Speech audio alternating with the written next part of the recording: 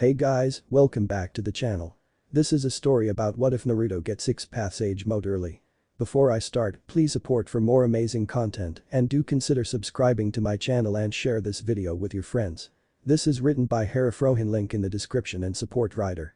Let's start the video. Destiny Rebirth Chapter 1. A second chance. It's about time we finish this, once and for all, don't you agree, Kurama? A tall, young man said. With hair shining as bright as the sun itself, the young man had roguish, spiky blonde hair that was messy and twin bangs that reached his jawline, framing his angular face. His shining azure orbs did nothing to hide his devilishly handsome appearance, and most distinctive of all were his exotic birthmark-like whisker marks, 3 on each cheek, making him appear more mature than his age suggested, and also more akin to a feline or canine. He was wearing a battered and torn orange and black jumpsuit which was torn open at the front, exposing a fishnet bodysuit underneath, which did little to hide his toned and well-muscled form. His azure orb stared ahead, unwavering as he tightened his grip on a kunai knife in his hand. A deep rumbling voice spoke into the young man's mind. "I couldn't agree more," the voice said, "considering what she did to your friends and father." "I know," the young man replied, sorrow seeping out in waves, "that is why it ends here. I have already assimilated the memories from your father, Kurama, the greatest and most fearsome of the big-tailed beasts," the Kikbi no Kitsune said, "put them to good use, do not let him down." "Bada Kurama," the blonde replied, "Uzumaki Naruto never goes back on his word. That's the spirit, now kick her ass from here to Sunday. That's the plan." And the woman in question was suspended in the air, her 3 cold Mjutsu-enhanced eyes staring at everything before her, her expression blank and emotionless. The goddess of destruction, Otsutsuki Kagaya, truly lived up to her namesake, as the landscape around her resembled an apocalyptic graveyard of gargantuan proportions. Dead shinobi and countless destroyed wildlife littered the scene, multiple craters decorating the land for miles around, and the sky was a dull gray, as if the gods were weeping from the death and destruction. After the traitorous Uchiha Madara sealed the Jikbai into himself, thus inadvertently releasing her, she had been on a rampage ever since. For countless hours, the remaining shinobi of the battered alliance who were not under the infinite Tsukiyomi slugged it out with the goddess, but they soon realized that no amount of planning, strategizing, ninjutsu, booby traps, kinjutsu, jinjutsu, much less taijutsu of any kind, could even put a scratch on her, much less kill her outright. Tada Kakashi had already exhausted his chakra reserves and was recuperating with Haruno Sakura's help, and Uchiha Obito, the traitor-turned-ally, was unconscious due to fatigue and severe chakra exhaustion. The reincarnated Hokages, the Shodai, Nidaime, Sandaime and Yondaime, were also powerless as seen when the Nidaime's soul was forcibly pulled out of him, turning his body into ash, leaving behind a white Zetsu clone. Uzumaki Naruto had come a long way since then. He was no longer the dense idiot that everyone knew anymore. After the merging with Asura's potent chakra, his mind had become clear and he was finally able to think maturely and rationally for once in his life. He knew this was a losing battle, even with Indra's successor, Uchiha Sasuke's help. He also knew that the only way to win this battle was to forcibly seal the goddess back to her realm with the strongest Kenjutsu technique ever created and can only be done in collaboration with Sasuke. And there was also another reason. His father entrusted him with his own memories and with that his will of fire. The Yondaime Hokage, Namikaze Minato, sacrificed his soul to protect his son when Kagaya tried to come at him from behind, resulting in Minato acting quickly by teleporting to his son and push him out of the way, but not before transferring his memories through the Shindenshin no Jutsu, mind transfer technique, a technique he learned from Yamanaka Inoichi. With one last tearful smile, Minato faded away like the Nidaime before him. That was where Naruto found himself now, staring up at the Otsutsuki with a hint of hatred in his cerulean eyes. Hearing footsteps from beside him, Naruto smirked. "Took you long enough, team." "Shut up, dope," Uchiha Sasuke replied with a small smirk. He opened his eyes, revealing a fully matured Sharingan in his right eye and a Rinnegan in his left. "I was just letting you rest. Shouldn't you be thanking me?" Nodding with a slight scoff, Naruto turned his attention towards the demon in front of him. "Let's do this, Sasuke, one last time." And at that moment his entire body was engulfed in a brilliant yellow light. When it died down, Naruto was standing there with his Rikiden Senendo, 6 paths age mode, azure eyes turning bright yellow, as he glared at the woman who wanted to kill everyone he held dear. "Are you with me?" Sasuke just smirked. "Do you even have to ask?" he said as he drew his katana and they began their final assault. In the space of a few seconds, Sasuke had already teleported right beside Kagaya and had his left arm extended in a seal, while Naruto appeared on the left with his right arm extended with the same seal. Both of them had almost touched the woman when suddenly she vanished.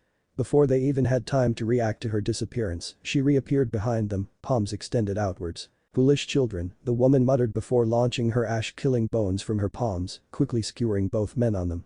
"You stood no chance from the very beginning." And with that final parting, she went on her way to kill off the rest of the surviving shinobi. Naruto couldn't believe it as his body was slowly dissolving into ash. They literally didn't have the time to react, much less defend against her attacks.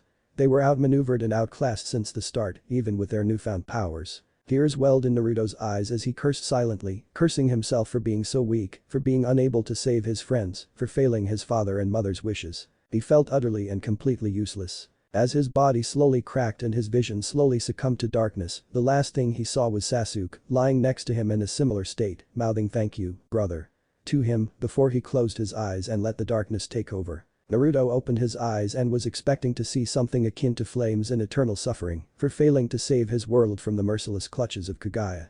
But instead he found himself in an ethereal white plane where, unknown to him, time and space were practically non-existent. The sore feeling of his muscles, long hours of non-stop fighting did that to people were gone, as well as any fatigue he had accumulated. In fact, he finally noticed that he wasn't even breathing. Naruto sighed as he found the situation he was in to be increasingly confusing and, as Shikamaru would put it, troublesome. He tested his arms and legs, finding out that he could move them, which relieved him greatly. He didn't like staying in one place for too long. Although his patience tolerance was increased during his years of training, he still had a shorter fuse than most people, and it still irked him greatly if he was kept waiting or couldn't do anything for long periods of time, but he was getting it under control at least. Or at least trying to. Pushing himself up to sit, Naruto looked around him to see if there was anything out of the usual white, which he found none. He took a deep breath, even though he couldn't breathe, and spoke out loud, "Hello? Anyone there?" The silence was his answer, and he asked again. "Hello? Someone? Anyone?" And was greeted again by the deafening silence. Naruto shivered as a cold chill ran through him. If he was to spend the rest of his days here, alone, without friends, family or even enemies, he would have preferred to be thrown into the Shinigami's stomach and forced to fight for all eternity.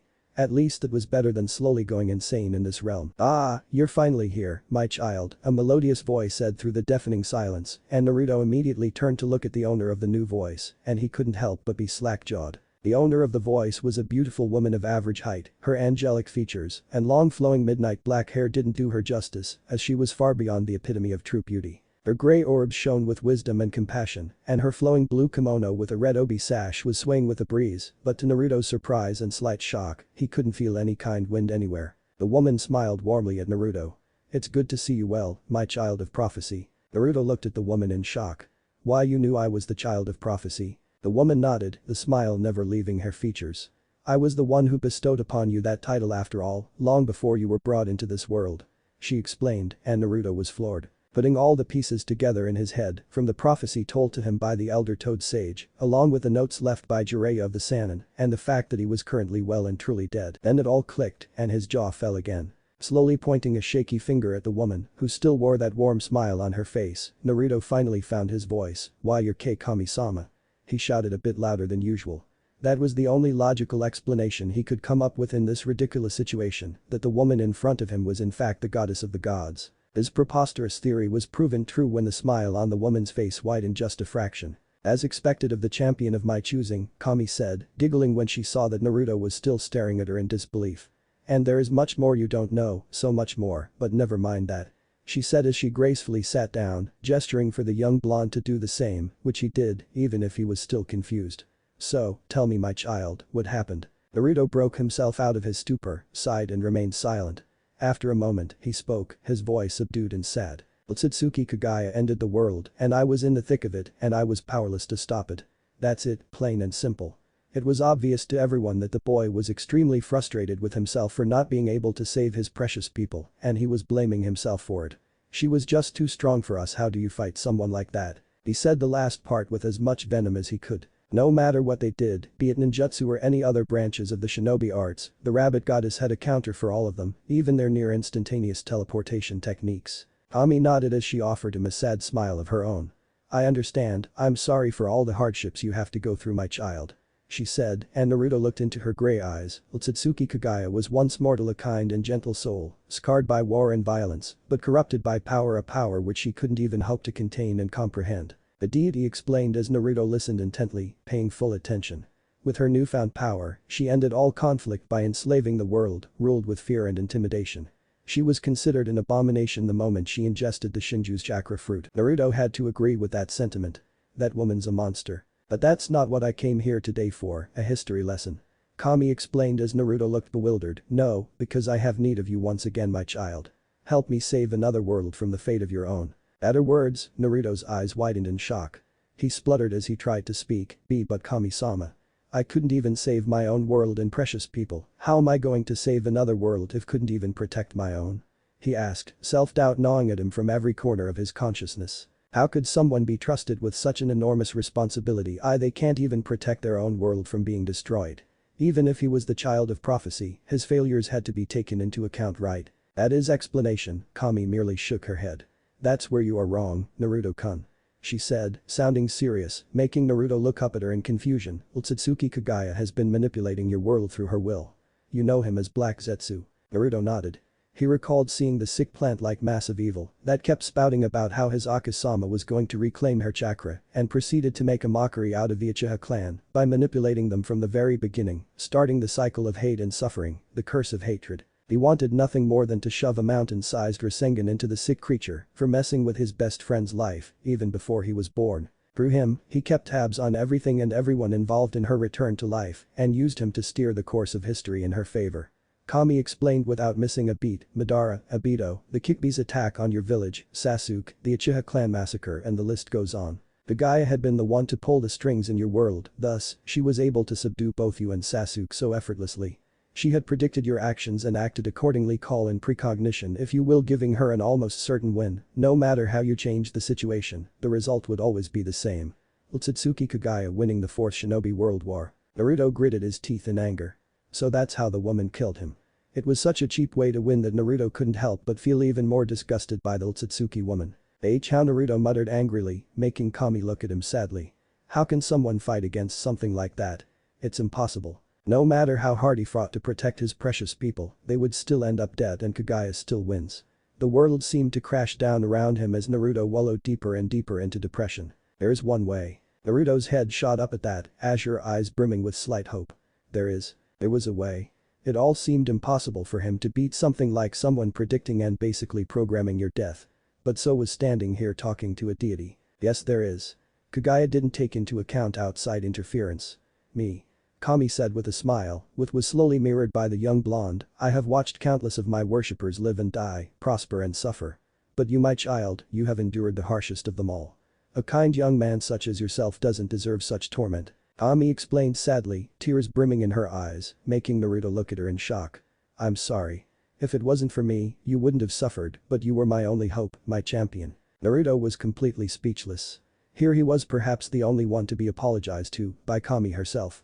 He felt honored in some twisted way, but he was too kind a person to receive such endearment, even if it was from a deity that made his early life a living hell. He wasn't that kind of person, he held no grudges. Don't worry, Kami-sama, I don't blame you. Naruto said with a bright grin, I don't like holding grudges, even against my enemies, but Kagaya's an exception. He struck a thinking pose and smiled. You could pay me back by helping me kick her ass though. I would appreciate that very much. Like giving me an extra strong bloodline. Oh. Like the Mokuton or Miton, that would be so cool if I did. Kami giggled as Naruto went on about how he would rub it in Sasuke's face if he did have Mokuton or any other bloodlines for that matter. He was acting like the Naruto she knew, not the Naruto that the reality of war had produced. Naruto may not even have noticed that fact himself, but he was slowly becoming the embodiment of a battle-hardened shinobi, a cold, calculating and cynical individual who always watches his back and ties up loose ends. Kami giggled again. Slow down, Naruto-kun, I'm not done yet. She said, and Naruto had the decency to look sheepish as he rubbed the back of his head. I'm going to throw a wrench in Kagaya's plans. I am sending you to a parallel dimension. Naruto could only blink. A what? Kami giggled again. Don't worry. Everything is the same as your reality, only a few bits and pieces and minor details that changed, but nothing too major. She said the last word with a small sense of mischief that Naruto easily picked up, and he narrowed his eyes in suspicion. Noticing the look, Kami asked with a flustered face, what? He looked at her emotionlessly. I'd recognize that tone anywhere. He deadpanned, a smile slowly making its way onto his face. It's the way I talk when I wanted to prank somebody when I was younger. Lesson 1 in dealing with him. Never prank a professional prankster, or he would be honor-bound to prank you back, even if you were a deity. Kami laughed awkwardly, making Naruto sweat drop at her behavior. Was it a requirement for extremely powerful people to have their individual quirks? Jiraiya and Kakashi's perverted tendencies immediately came to mind. I guess you're right. she said before continuing, changing topics quickly, the only important thing that's changed is that Kagaya no longer holds an advantage over you. She can't predict what you will do next, but you know all her cards.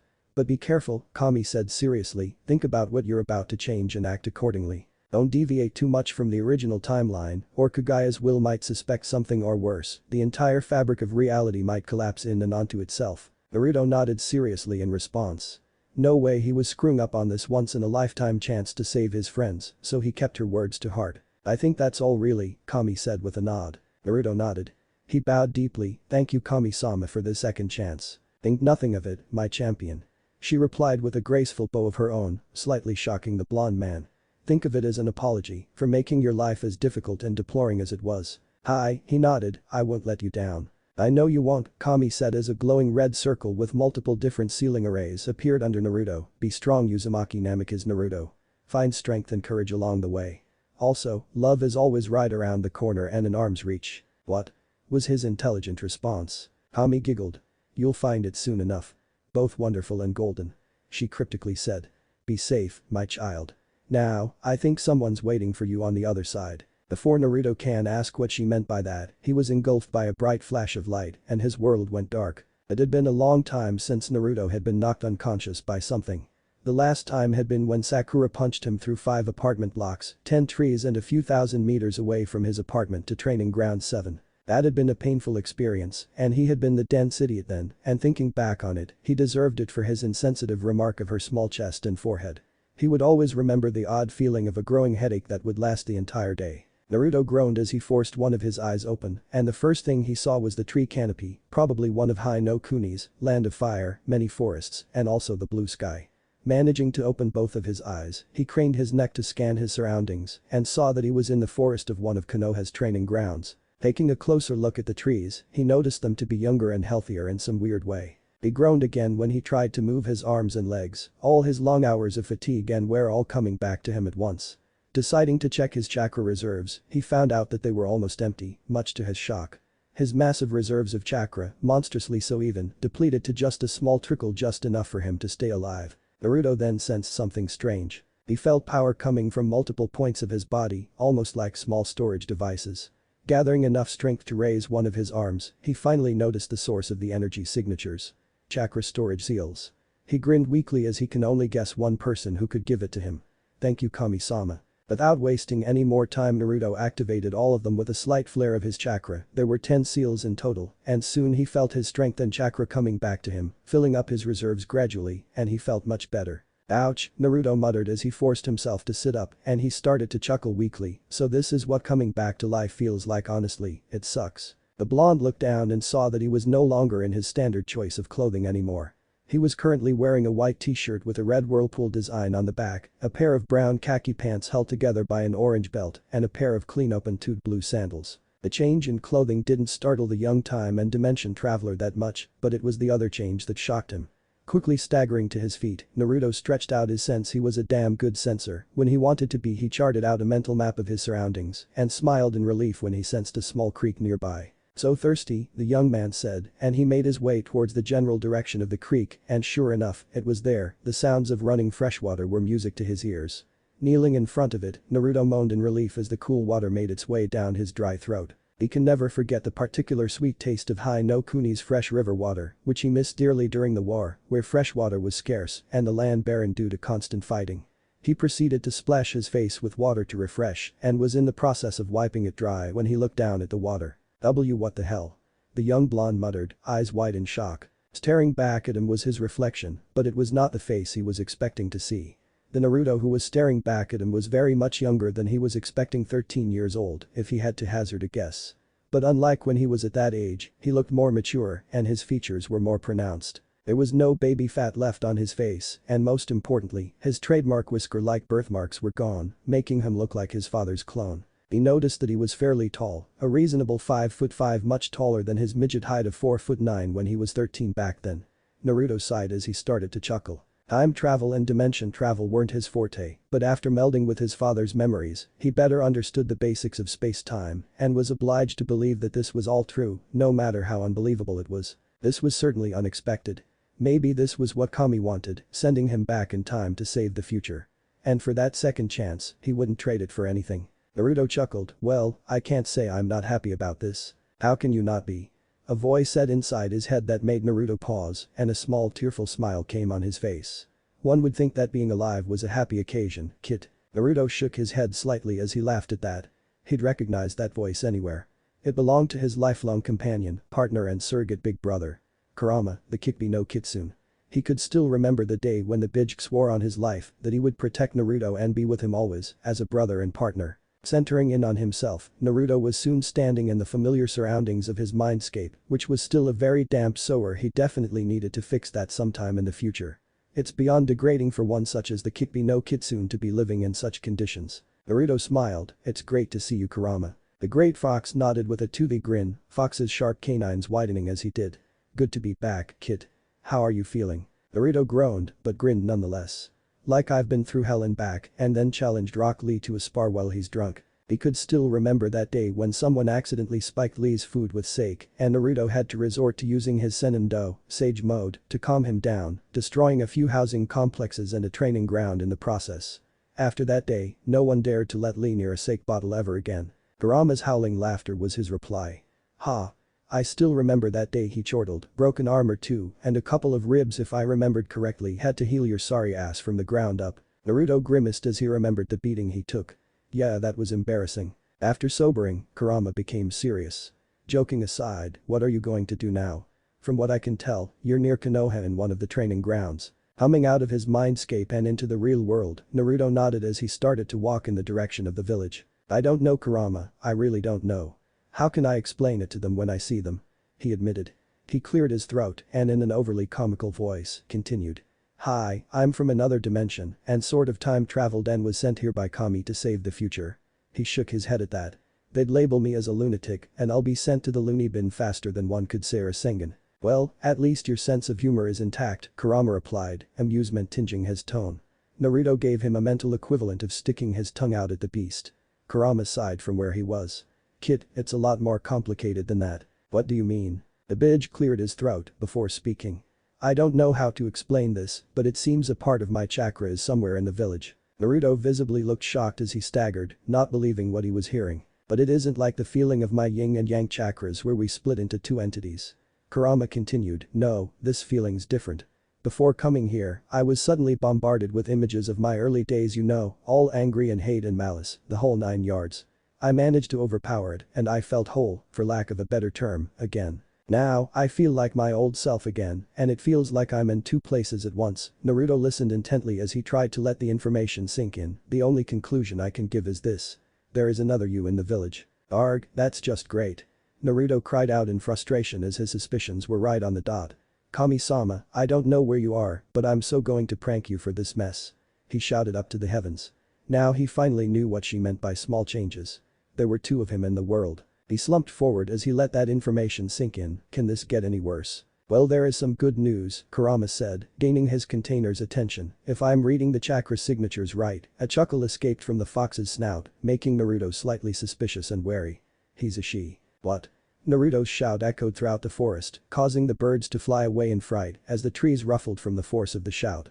You mean that other me is a girl? Naruto felt Kurama mentally nod. I'm positive. No questions about it. But that means Naruto started as a small, hopeful smile formed on his lips. She's my sister. As long as he could remember, he always craved for a family he could call his own, like how the Sandaime became his surrogate grandfather and Jiraiya his godfather. And now Kurama, the greatest of the Bijk, was now his surrogate brother. But having blood relative meant so much more than that. It meant that he was having a real family, and he was certain his counterpart felt the same way too. In a way, yes kid, she's your sister. Kurama explained with a wistful sigh, now you have a real family again, that means you don't need me anymore. Heh, well, it was fun while it lasted. In an instant, Naruto was in his mindscape and he tackled the great fox in a hug, but his enormous size meant that Naruto was only able to hug one of his giant paws, but it was still the same to him. Don't you ever say that. You're family now, and nothing's going to change that. Kurama looked down at Naruto, seeing the tears welling up in the young blonde's eyes, and he immediately felt guilty. Please Kurama, don't say anything like that anymore. I lost my friends once, I don't want to go through that pain again. Kurama sighed as he nodded. I'm sorry Naruto, he replied, I promise I won't leave you ever again. Naruto grinned as he wiped away his tears with the cuff of his arms. You know you've mellowed out a lot more since becoming my brother. Don't get too comfortable, Gaki, I'm not that mellow yet. Kurama stated with a barking laugh, and Naruto just smiled, same old Kurama. Now, you better get going, kid, I think there's someone coming. And with that, Naruto was pulled out of his mindscape and into the real world. He noticed that he had been walking for a long time while talking to Kurama as he was nearing the edge of the forest and soon was in a clearing of some sorts. A strong sense of nostalgia hit him as he gazed at the training grounds. In all his life, Naruto had only acquainted himself with only 3 training grounds of Konoha, and these were the places he always trained in. The first was Training Ground 7, the meeting place of Team 7. The second was the unforgettable Training Ground 44, or affectionately known to the locals, Mitarashi Anko comes to mind, as the Forest of Death. And the last one was a bit more personal to the blonde, as it was at this training ground that he had found respite from the glares, jeers and mental abuse from the villagers when he was younger, especially on his birthdays when the abuse was at its worst. It was the Hokage's private training ground 3. He had received permission from the then ruling Sandaime Hokage to use this place as his safe haven from the villagers, as well as a temporary home, as his apartment would most likely be thrashed in the villagers' celebration of the defeat of Kurama at the hands of his father. Looking around the clearing, Naruto smiled as he breathed in the spring air whilst taking in his surroundings. It was slightly smaller than the generic training grounds around Konoha, and it sported a standard ring of Konoha's famous forests around the clearing, as well as a pristine lake which formed from a river further away to train water release techniques in. There was also a waterfall at the source of the river flow, which further enhances nature's beauty in Naruto's eyes. The sudden sound of footsteps made Naruto tense up as he pulled out a kunai from his pants pocket, where only a few kunai and shuriken were stored. He made a mental note to himself to stock up on basic supplies and shop for new clothing. The t-shirt and khaki pants weren't going to cut it. The years of battle experience and the constant warfare made him act on reflex as he readied for whoever's coming out of the forest. He unconsciously channeled chakra into his kunai and had unknowingly formed a seal of some sort on the hilt of the kunai. Naruto expected to see an ugly white zetsu or an enemy missing nin jumping out of the forest to attack him, but instead he was greeted by the sight of a cute young girl with the same shade of golden blonde hair as his own. Finally, I'm a Kunoichi now. The young girl said enthusiastically, now I'm going to show the world that I can be the Hokage, even if I am a girl. Databane. Naruto dropped his kunai in shock. The newcomer was a girl of average height and of same age as him. Her long flowing golden blonde hair was tied into twin pigtails by 2 black ribbons, and she had purple eyes that shone with innocence and determination. Refocusing his vision, he took notice of the girl's features, and he had to admit she was one of the most beautiful girls he had ever seen in his life, and the whisker-like birthmarks which at one time they both shared made her look exotic and cute. Her face was quite angelic, and the outfit she wore was a form-fitting black and orange t-shirt with whirlpool designs and knee-length pants, which expressed her great figure, which was well developed for her age. And judging by her abnormally large chakra reserves, this was his counterpart. He unconsciously gulped, blatantly ignoring the howling laughter in his head. His very cute counterpart. The girl finally took notice that she was not alone and turned to face him, a slight flush on her cheeks. Huh? Who are you and why are you doing here? It was already embarrassing enough for her to shout out her verbal tick, but to let someone else hear it was even more so. Naruto coughed a bit before speaking, I'm new to this village, I just came here today. He lied smoothly. He had already thought of a backstory on the fly while walking to the village, this was a good time as any to use it. I stumbled upon this training ground while walking around the village, but I didn't know this was a shinobi-only area. Sorry. The girl's eyes narrowed in suspicion, and Naruto tensed ever so slightly. That was the look his mother Uzumaki Kushina would give when she was serious or that she was suspicious about something. Naruto mentally sweated at the intense stare the girl had while at the same time wondering just how different she was at that age compared to himself when he was the same age. This is one of the Hokage's private training grounds. The girl said, you shouldn't have been able to sneak in without the Anbu apprehending you. Naruto sighed in defeat. She was right, as most normal civilians would have been apprehended by the Anbu by now. He had no choice but to be truthful with her now. Sorry about that, Naruto said with a bow, I meant no disrespect, as I lied to you from the start. He became serious as his intense azure orbs locked onto the girl's purple ones, but I assure you, I mean no harm to you or the village. This I can promise you. How can I be sure of that? She asked again, her tone held hostility in it, and he noticed she was fingering her weapons pouch. For all I know, you could be a foreign shinobi sent here to kill me or the Hokage spy on the village. Naruto smiled a little when she said that, silently praising her again for her caution. How do you know I'm a shinobi? The girl pointed at the fallen kunai. That kunai was my clue, and I'm an accomplished sensor, and I sense that your chakra coils are highly developed, meaning you had shinobi training. She explained casually. Naruto then realized something. She was far more intelligent and mature than he ever was at her age.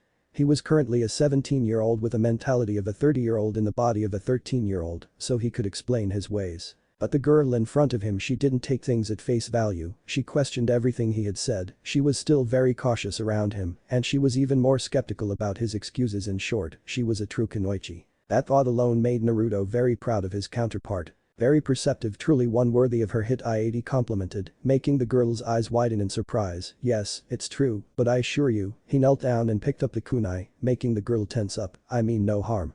After all, my family's in this village, so I couldn't and wouldn't do anything to jeopardize its safety, he said with conviction. He held the kunai to his palm, and if it calms your thoughts, he sliced it open, letting the blood drip from his palm and onto the ground.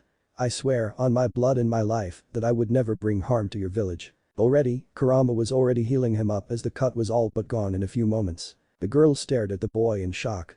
Okay, I'm convinced. Her posture relaxed as she moved her hand away from her weapon's pouch. What are you really here for, stranger-kun? She asked with a cute smile. Naruto smiled back, I wanted to meet the Hokage, if it's alright with you. The girl nodded, suddenly serious again.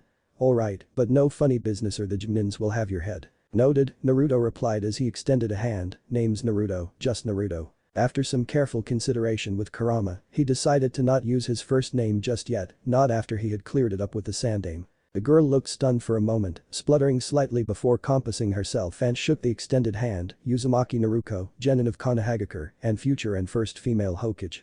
She said with a smile. Naruto's eyes widened a bit in shock. Wow. Was all he said, which basically summed up all his thoughts. Wow is right, Naruko stated with a giggle, come on, I'll take you to the Hokage mansion. Naruto just nodded as he followed the eager girl, alright then, lead the way. Chapter 2. Truth. Forward. I don't own Naruto or any other characters. All of it belongs to Masashi Kishimoto. Destiny Rebirth Chapter 2. Truth. So, began Naruko as she walked backwards while facing Naruto, where exactly are you from, Naruto-san? Following at a slightly sedate pace, Naruto just shrugged. I've told you, I'll explain everything once we meet Hokage-sama. It's not something I can freely tell to anyone. I'm sorry. Naruto pouted, earning a chuckle from the male blonde. Fine, but you owe me. Naruto chuckled. Hi. The two of them were currently walking through the village of Konoha towards the Hokage mansion, which was located just under the Hokage monument at the back of the village. Naruto was hit yet again by a sense of nostalgia as he gazed upon the great stone faces of the previous Hokages, elegantly carved into the mountain. He maintained his gaze at the face furthest to the right, where Namikaze Minato's monument stood. He silently prayed for his father and mother and renewed his vow to defeat Kagaya once and for all. It was about noon, and the village was as lively as Naruto remembered, and it made him quite happy. Hawkers and shopkeepers were busy selling their goods, children were all playing tag and ninja, while the adults were milling about their daily routines. The peaceful and lively atmosphere reminded Naruto about why Konoha shinobi fight in the first place. And here was the reason that he would do anything to protect them, if he can. Don't worry kid, Kurama said from within him, you'll definitely save them this time, you have me, remember. Thanks for the vote of confidence, Yukaki Kitsune, Naruto mentally replied with a smile, earning a howl of laughter from his tenant. Besides, you also have your counterpart as well, and by Kami, she's one pretty little lady. Kurama commented with a wolfish whistle, she's smart, mature and very much kunoichi material, definitely unlike you when you were her age. Maybe you should go for her kid. She's definitely a good mating material. Naruto stumbled slightly, shocked out of his wits. He waved off Naruto's concerns as he continued walking as if nothing happened.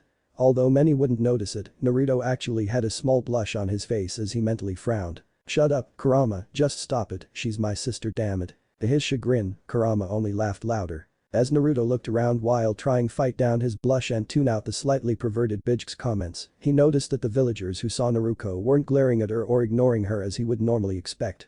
In fact, they were actually greeting and waving at her, and the bubbly girl just waved back with a huge smile. That was when Naruto realized one of the major deviations of this dimension with his own Uzumaki Naruto was already acknowledged by the village much earlier than Naruto's. The very thing he fought for all his life, and he only got the recognition when he saved the village from Nagato's 6 paths of pain, 16 years later. Naruto then felt a sense of envy well up inside him at his counterpart's treatment. He knew it was wrong to feel that way, but that particular emotion came up unannounced. How he wished the villagers back in his time would acknowledge him this early in his life, that he wouldn't have to put up with the constant glares and harsh treatment from the villagers. He wouldn't have been alone, unwanted. Suddenly, a wave of soothing energy washed over him and he noticed that Kurama was flooding his chakra coils with the calming effects of his yang chakra and Naruto sighed in content. Thanks Kurama, I needed that. Don't mention it, and I think your crush is worried about you, Kurama sang out at the end, making Naruto frown mentally. I don't have a he never finished the mental statement because at that moment his vision was blocked out by the cute face of Naruto, her face showing concern for the blonde male. He also noticed the close proximity between their faces and he immediately blushed. Damn these teenage hormones. It also didn't help when his tenant was teasing him all the while. Naruto-san, are you alright? Naruto asked with concern, your face looked sad all of a sudden. Naruto shook his head and sighed as he smiled sadly at her. You noticed, huh? He chuckled dryly. The way he chuckled reminded Naruto of someone truly sad and lonely, like how she had been when she was younger and couldn't help but find it similar. I'm an orphan, you know, my parents died protecting my home village from a walking natural disaster. Ignoring the indignant snort from a certain fox, he continued, ever since then, the villagers had always hated it as they lost loved ones during the disaster and they needed a scapegoat to vent out their sadness and anger. They found it in me. Naruto's eyes widened in shock as she immediately related the male blonde's plight with her own, a couple of years ago. The villagers always hated me, glared at me, ignored me, even going so far as overcharging spoiled goods and chasing me out of the village on my birthdays, as it's the same date as when the natural disaster struck. He continued, every day I tried to get them to acknowledge me for me, not for the things that I couldn't possibly control. I played pranks on the villagers just to get their attention even while negative, it was far better than the glares and them pretending that I didn't exist in their minds. The whole backstory of his was him thinking on the fly, but the emotions in them were real and genuine. He only twisted the tale of his mom and dad's to better suit his own version, but the emotions in them held true. Naruto didn't even know he was crying until something wet slid down his face and he reached up to wipe them away. He honestly couldn't believe how a story he made up on the fly could get him to cry, but he got the message across at least. He looked up to see that Naruto had stopped walking and was crying tears of her own. He smiled a little in happiness. Someone was crying for him, even if it was for his plight. That was new for him. I'm sorry, she started, voice uneven and watery due to the crying. I shouldn't have brought it up. I'm sorry. Naruto shook his head with a kind smile. Don't worry. It's not your fault. He soothed, gesturing to the scene around him. The lively atmosphere here reminded me of what I could have had and what I can't have. But still, Naruto sniffed, I was the one who opened old wounds. Please forgive my insensitivity. She bowed low, tears still falling from her eyes. She felt horrible at opening a wound that couldn't easily be healed, she knew that better than anyone. She felt so useless and insensitive at her actions and was hoping the blonde boy could forgive her. She was horribly snapped out of her pessimistic thoughts when she was embraced in a hug, from Naruto no less. Don't blame yourself. You crying for me means that you do care about other people, and I'm grateful for it, Naruto said, as he hugged the girl tighter, causing her to blush slightly. Thank you for your concern. It's refreshing really, since not many people showed me kindness out of the goodness of their hearts. He said the last part with as much sarcasm as possible, making the girl in his arms giggle. Naruto pulled away from the hug, blush still on her cheeks. Thank you. She whispered. You're welcome, Naruto said, before he smirked, you know I kind of like your hugs, it's all warm and cuddly, like hugging a teddy bear. Naruto's blush flared as she pouted indignantly at the accusation, I'm not a teddy bear. I'm a kunoichi. Naruto laughed harder as she continued to pout, I know, I'm just teasing you. Now shall we get going? Finally having her blush under control, she nodded and smiled warmly. Sure. Let's go. She said, and they both continued on their way towards the Hokage mansion, with Naruto greeting the villagers and shinobi alike along the way, while Naruto just smiled warmly at his counterpart. The Sarutobi Hiruzen, Sandaime Hokage of Konohagakure no Sado, was not having a good day. First, last night he found out one of the Academy Chunin instructors, a man named Mjai Mizuki, had deliberately sabotaged the genin exams of one of the top students of the grade-8ing year, out of spite for the Kikbi, and then tricked the said Academy student into stealing the Scroll of Forbidden Seals, which was kept under heavy guard by the Anbu and the Hokage, in the safest vault in the Hokage mansion, which the student did successfully and managed to get away with it. The elderly Hokage was currently sitting behind his desk, puffing on his stovepipe while reminiscing about last night's events. He lowered his Hokage's head in embarrassment when he thought back on the way one Uzumaki Naruto did to get the scroll from him, even though she was caught red-handed by him during the act. Hiruzen lowered his hat further in shame. To think, me of all people, the Kami no Shinobi, god of shinobi, would be defeated by such an absurd jutsu. He sighed as he thought about the infamous Warik no Jutsu, sexy jutsu, used by the girl, which caused him to pass out from blood loss. If word got out about this, my reputation and the villages would be inconceivably ruined. I think I might have to label that jutsu a kinjutsu, just in case. He was snapped out of his reverie when the double burgundy doors into his office opened to reveal a middle-aged woman in her 30s with brown hair and dark eyes walk in. She bowed respectfully. "Hokage-sama." Hiruzen nodded with a grandfatherly smile. "Ah yes, Hikari-chan, what do I owe the pleasure of this meeting?" The newly named Hikari just rolled her eyes at her leader's antics as Hiruzen chuckled. "Genin Uzumaki Naruto would like to speak with you. I believe she is bringing along a guest." The Hokage raised a surprised eyebrow at that information. "Really now?" he asked, wondering who might the guest be. "By all means send them in." "Hi Hokage-sama." And Hikari left, and soon a familiar figure emerged from the doorway, which immediately ran squealing towards him like a cannonball. No one had yet noticed a second figure that silently slipped through the door and quietly pushed it closed. "Gigi." The blonde bundle squealed like the innocent little girl she was supposed to be, and Hiruzen couldn't help but laugh heartily. Over the years he had come to love the girl as one of his own, and he was overjoyed indeed when the villagers finally decided to let go of their old hatreds and welcome her with open arms, despite the beast within her. "Why, hello there Naruto-chan." The Hokage said happily, "How are you today?" Naruto, who was still sitting on the elder man's lap, smiled brightly up at her surrogate grandfather. "I'm fine Gigi. I'm finally getting my shinobi license today." Hiruzen laughed again. "Good for you Naruto-chan. You're one step closer to achieving your dream." Naruto giggled as she pumped her fists. "Of course I am. Dadabane." She immediately covered her mouth in embarrassment as a blush formed on her face, whilst Hiruzen chuckled. It was at that moment he took notice of a second presence in the room, and the wizened Hokage turned his attention towards the other occupant of the room. Before he could even speak, his jaw dropped slightly at the sight of the young man in front of him, his stovepipe dropping on the floor as he did. Naruto tilted her head in confusion at the Hokage's actions, and she turned to look at her new friend for answers, who just stood there with a kind smile as he scratched the back of his head. Minato. Hiruzen couldn't believe it, he swore that the boy in front of him was an exact replica of his predecessor when he was younger, and he couldn't help but raise his hopes slightly at the thought of him being alive again. To his slight dismay, the blonde boy merely shook his head with a warm smile. "No. I am not the Yondaime Hokage." Seeing where the conversation was going, the Sandaime turned to his surrogate granddaughter. "Naruko-chan, you better go get your license made. Your friend and I are going to have a little chat." Naruko stared at him confused as her mind was putting together the pieces of Naruto's appearance to that of the Yondaime Hokage, her idol. She nodded nonetheless as she made her way out the room, her mind pondering the possibility of Naruto being the Yondaime's son or relative. Sparing one last worried glance at her new friend, who just gave her a reassuring smile, she made her way to the doors and started her journey to the roof, where the licenses were being made. In the back of her mind though, she silently hoped that Naruto somehow, by some miracle, would be her long-lost relative, as judging by their facial structures and blonde hair, they were both in some ways similar. But she knew it was a fleeting pipe dream, but it provided some measure of comfort to the girl at least. As soon as the doors closed, Hiruzen immediately stood up. "Anbu, leave us." Silently, 4 invisible Anbu vanished from the room, and Hiruzen put up a privacy seal around the room. Once done, he stared down at the blonde boy in front of him, his aura and chakra flaring as killing intent filled the room.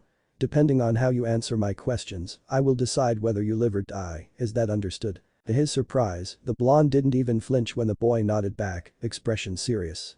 "First of all, who are you?" Naruto stared back at him with equal intensity. "Depends on who's asking." Hiruzen narrowed his eyes as his killing intent flared to new heights. "The one asking is a man who can wipe you off the face of the earth if you answer wrongly or snidely." He clarified as he sat down. "Now, I'll ask again, who are you?" Naruto sighed as he smiled a little as his respect for the Sandaime went up a notch. No wonder he was called the Kami no Shinobi. His aura and killing intent would floor even experienced Chunin and knock out inexperienced Chunin and Genin. But, Naruto reminded himself, he was far from an average shinobi. Noticing the smile, Hiruzen frowned as he readied for anything. "Why are you smiling?" Naruto chuckled. "Very impressive Gigi," he said, making Hiruzen even angrier than before the blonde's next cheerful words shocked him. "You haven't changed a bit." Hiruzen was stunned. No one should have been able to withstand that much killing intent and not faint or be floored by it, much less a 13-year-old boy. To be able to withstand that kind of power and still be able to remain cheerful and outright laugh, the boy's mental prowess must be astonishing. Hiruzen narrowed his eyes in confusion. "What are you talking about? I've never met you before, much less talked to you." "No," Naruto conceded, nodding as he did. "Not you specifically, but by another version of you in an alternate reality dimension, until I was 13. Stop spewing such nonsense." Hiruzen shouted, slamming his hands on his desk, cracking it.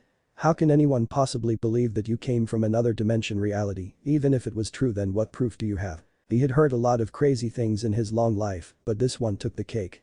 Another dimension. And from what he heard from the boy, who couldn't be more than 13, time travel. This situation was getting really troublesome, really fast. Elsewhere a certain pineapple-haired man sneezed. To his unending surprise, the blonde just shook his head.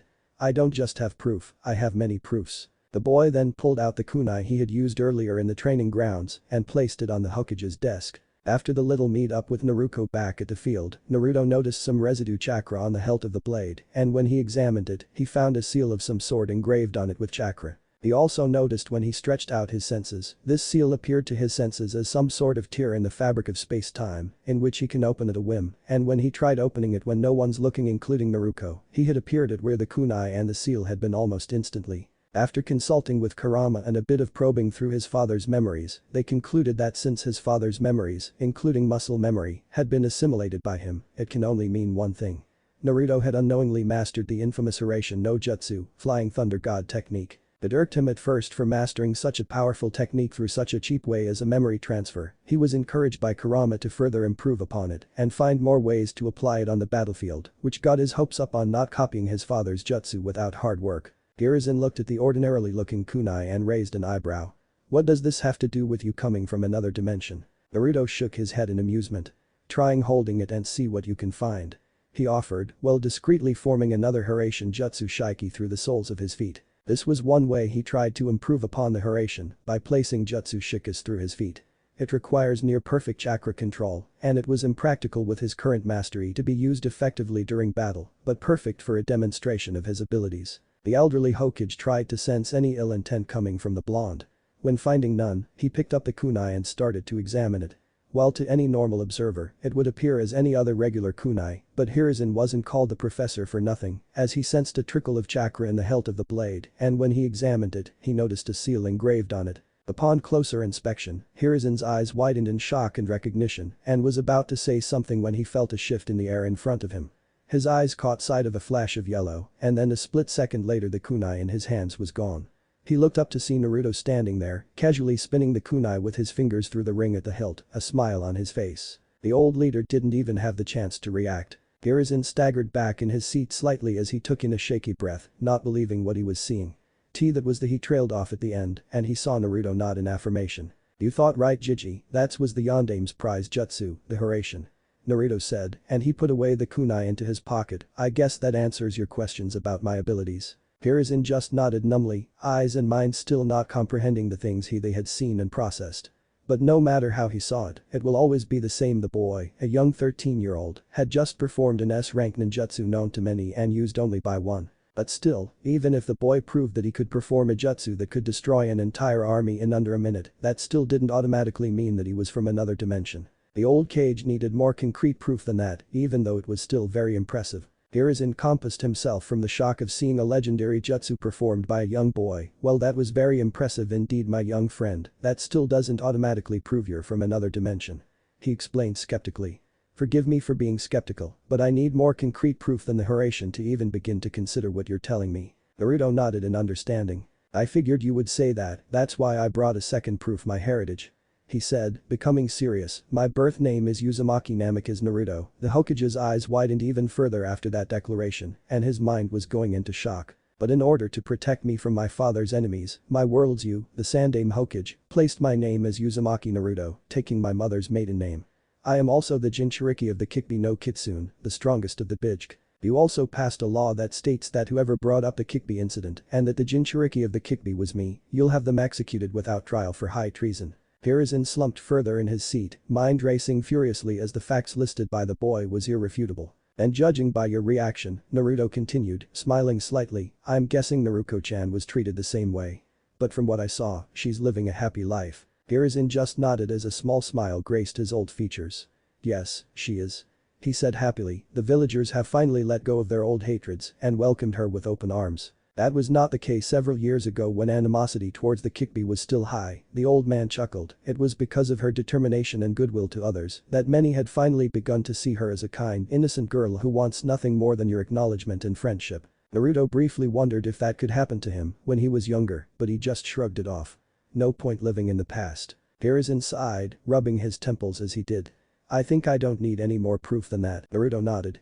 If you want, I can get a blood test from the hospital if you still want confirmation. No need, but it'll help with official documentation. Hiruzen replied, a thoughtful look on his wizened features. From what I can tell, the Hiraishin can only be used by Minato alone or one of his blood relatives, so that was all the proof I need. He stated, and he physically relaxed, drained physically and mentally from the events during the past few minutes. I'm getting too old for this shit. Well, I'll be damned, Naruto said with a laugh.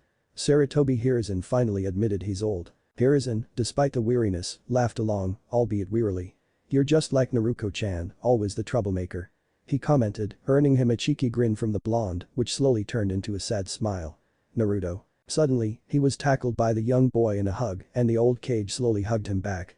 Despite meeting with Naruto only a few minutes ago, he already felt a sense of familiarity with the blonde, like how he felt with Naruto. Hiruzen smiled sadly as he felt the young boy tremble and shake in his hold, holding the old man in a strong grip, as if the boy was afraid he would disappear if he did. Naruto sniffed as tears fell from his eyes. This may sound weird since you've only just met me a few minutes ago, he said, voice cracking from the emotion. But I've missed you terribly, Gigi. Hiruzen just smiled sadly, I know. Despite not knowing his counterpart, the Sandaime could safely assume that the other him and Naruto had grown very close, much like how Hiruzen himself and Naruto were now. Even now, he already considered the boy as one of his own grandchildren, even if he had known him for only a few minutes. A sudden thought broke Hiruzen out of his stupor as he spoke, Naruto, the boy pulled back from the hug, what do you mean by until you were 13? Did something happen to me after you were 13? It was a valid question, because as far as he knew, Naruto was going 13 this year, and he himself was still quite spry for a man in his late 60s. What had happened, he couldn't help but wonder. At his question, Naruto's mood became sorrowful and sad, and it broke the old cage's heart. That was all the confirmation he needed. No, he had seen that kind of look far too many times for his liking after the Second and Third Shinobi World Wars. I see, Hiruzen said, knowing full well what that expression meant. Who did it? Naruto grimaced slightly. What do you mean? Hiruzen gripped Naruto's shoulders tightly, forcing the boy to look up at him. Who killed me, Naruto-kun? Naruto paused as he contemplated for a second. If he told the Sandaime now about the events of the future, he could possibly tip off Black Zetsu and lose his ace against Kagaya. But if he told only a select few of his plans, then it would be easier to control that information. But it would have to be a person that has his absolute trust, and the Sandaime was one of those people. Alright Gigi, Naruto started, voice deadly serious, what I'm about to tell you must never leave this room. Period.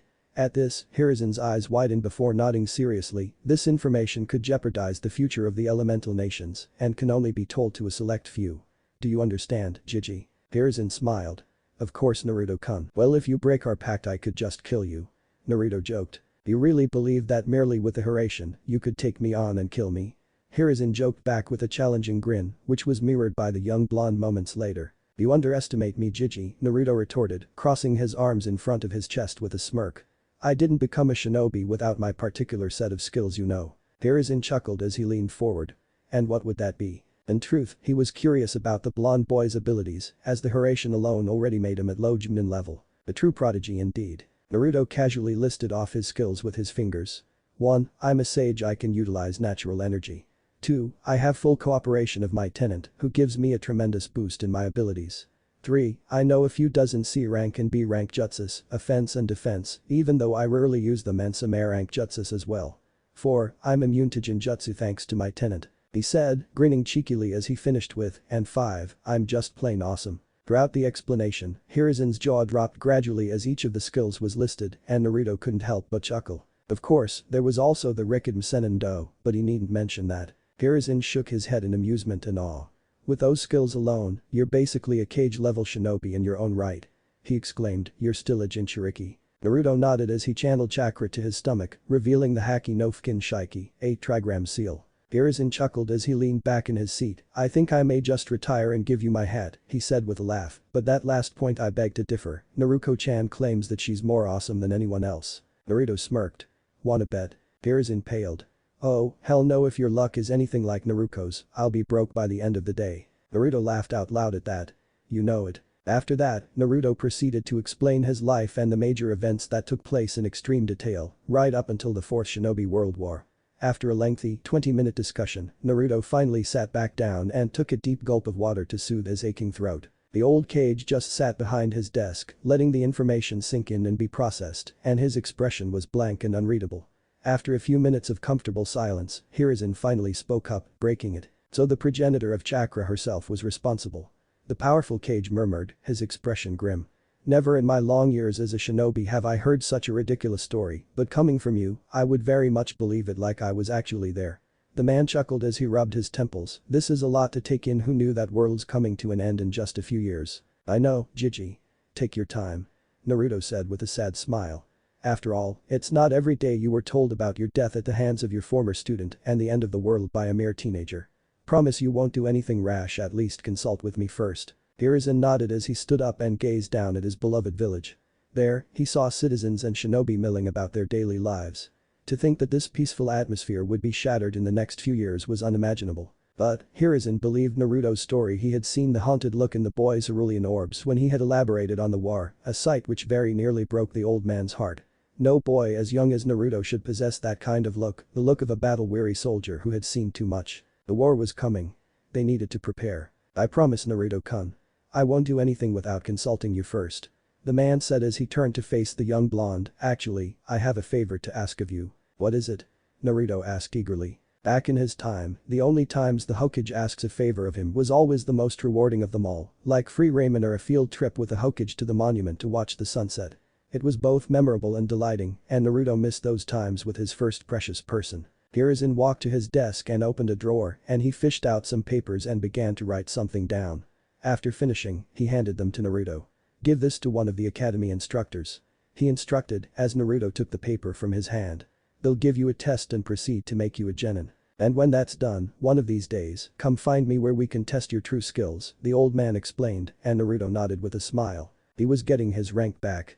He may be still a genin when he left his old world, it still stung his pride for being the only one along with Sasuke out of the Konoha 12 to still remain as a genin for so long. And also, the Hokage handed a second paper to him, and the young blonde's eyes nearly fell out of their sockets when he read them. These were Konoha's official adoption papers, and it listed him as one of the guardians. The Hokage chuckled at the boy's reaction, who just stared back at him in disbelief.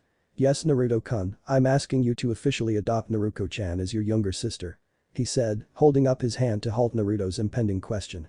And before you ask, it's completely legal as you are officially an adult once you receive your genin rank. And, since it is beyond question that you would certainly pass the test, I foresee no problems with my proposal. Naruto slowly looked up at him, eyes pleading with emotion and uncertainty.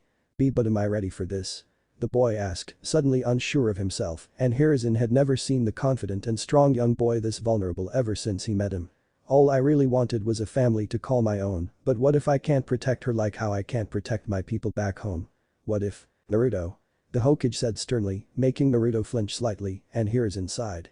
If you keep on doubting yourself again, you'll never be able to move on with your life ever again. A brief memory of a blonde woman with brown eyes and wearing a green jacket suddenly flashed across his eyes, and Hiruzen let out a sad sigh. Ask yourself not what ifs, ask yourself what is going to happen if you back down.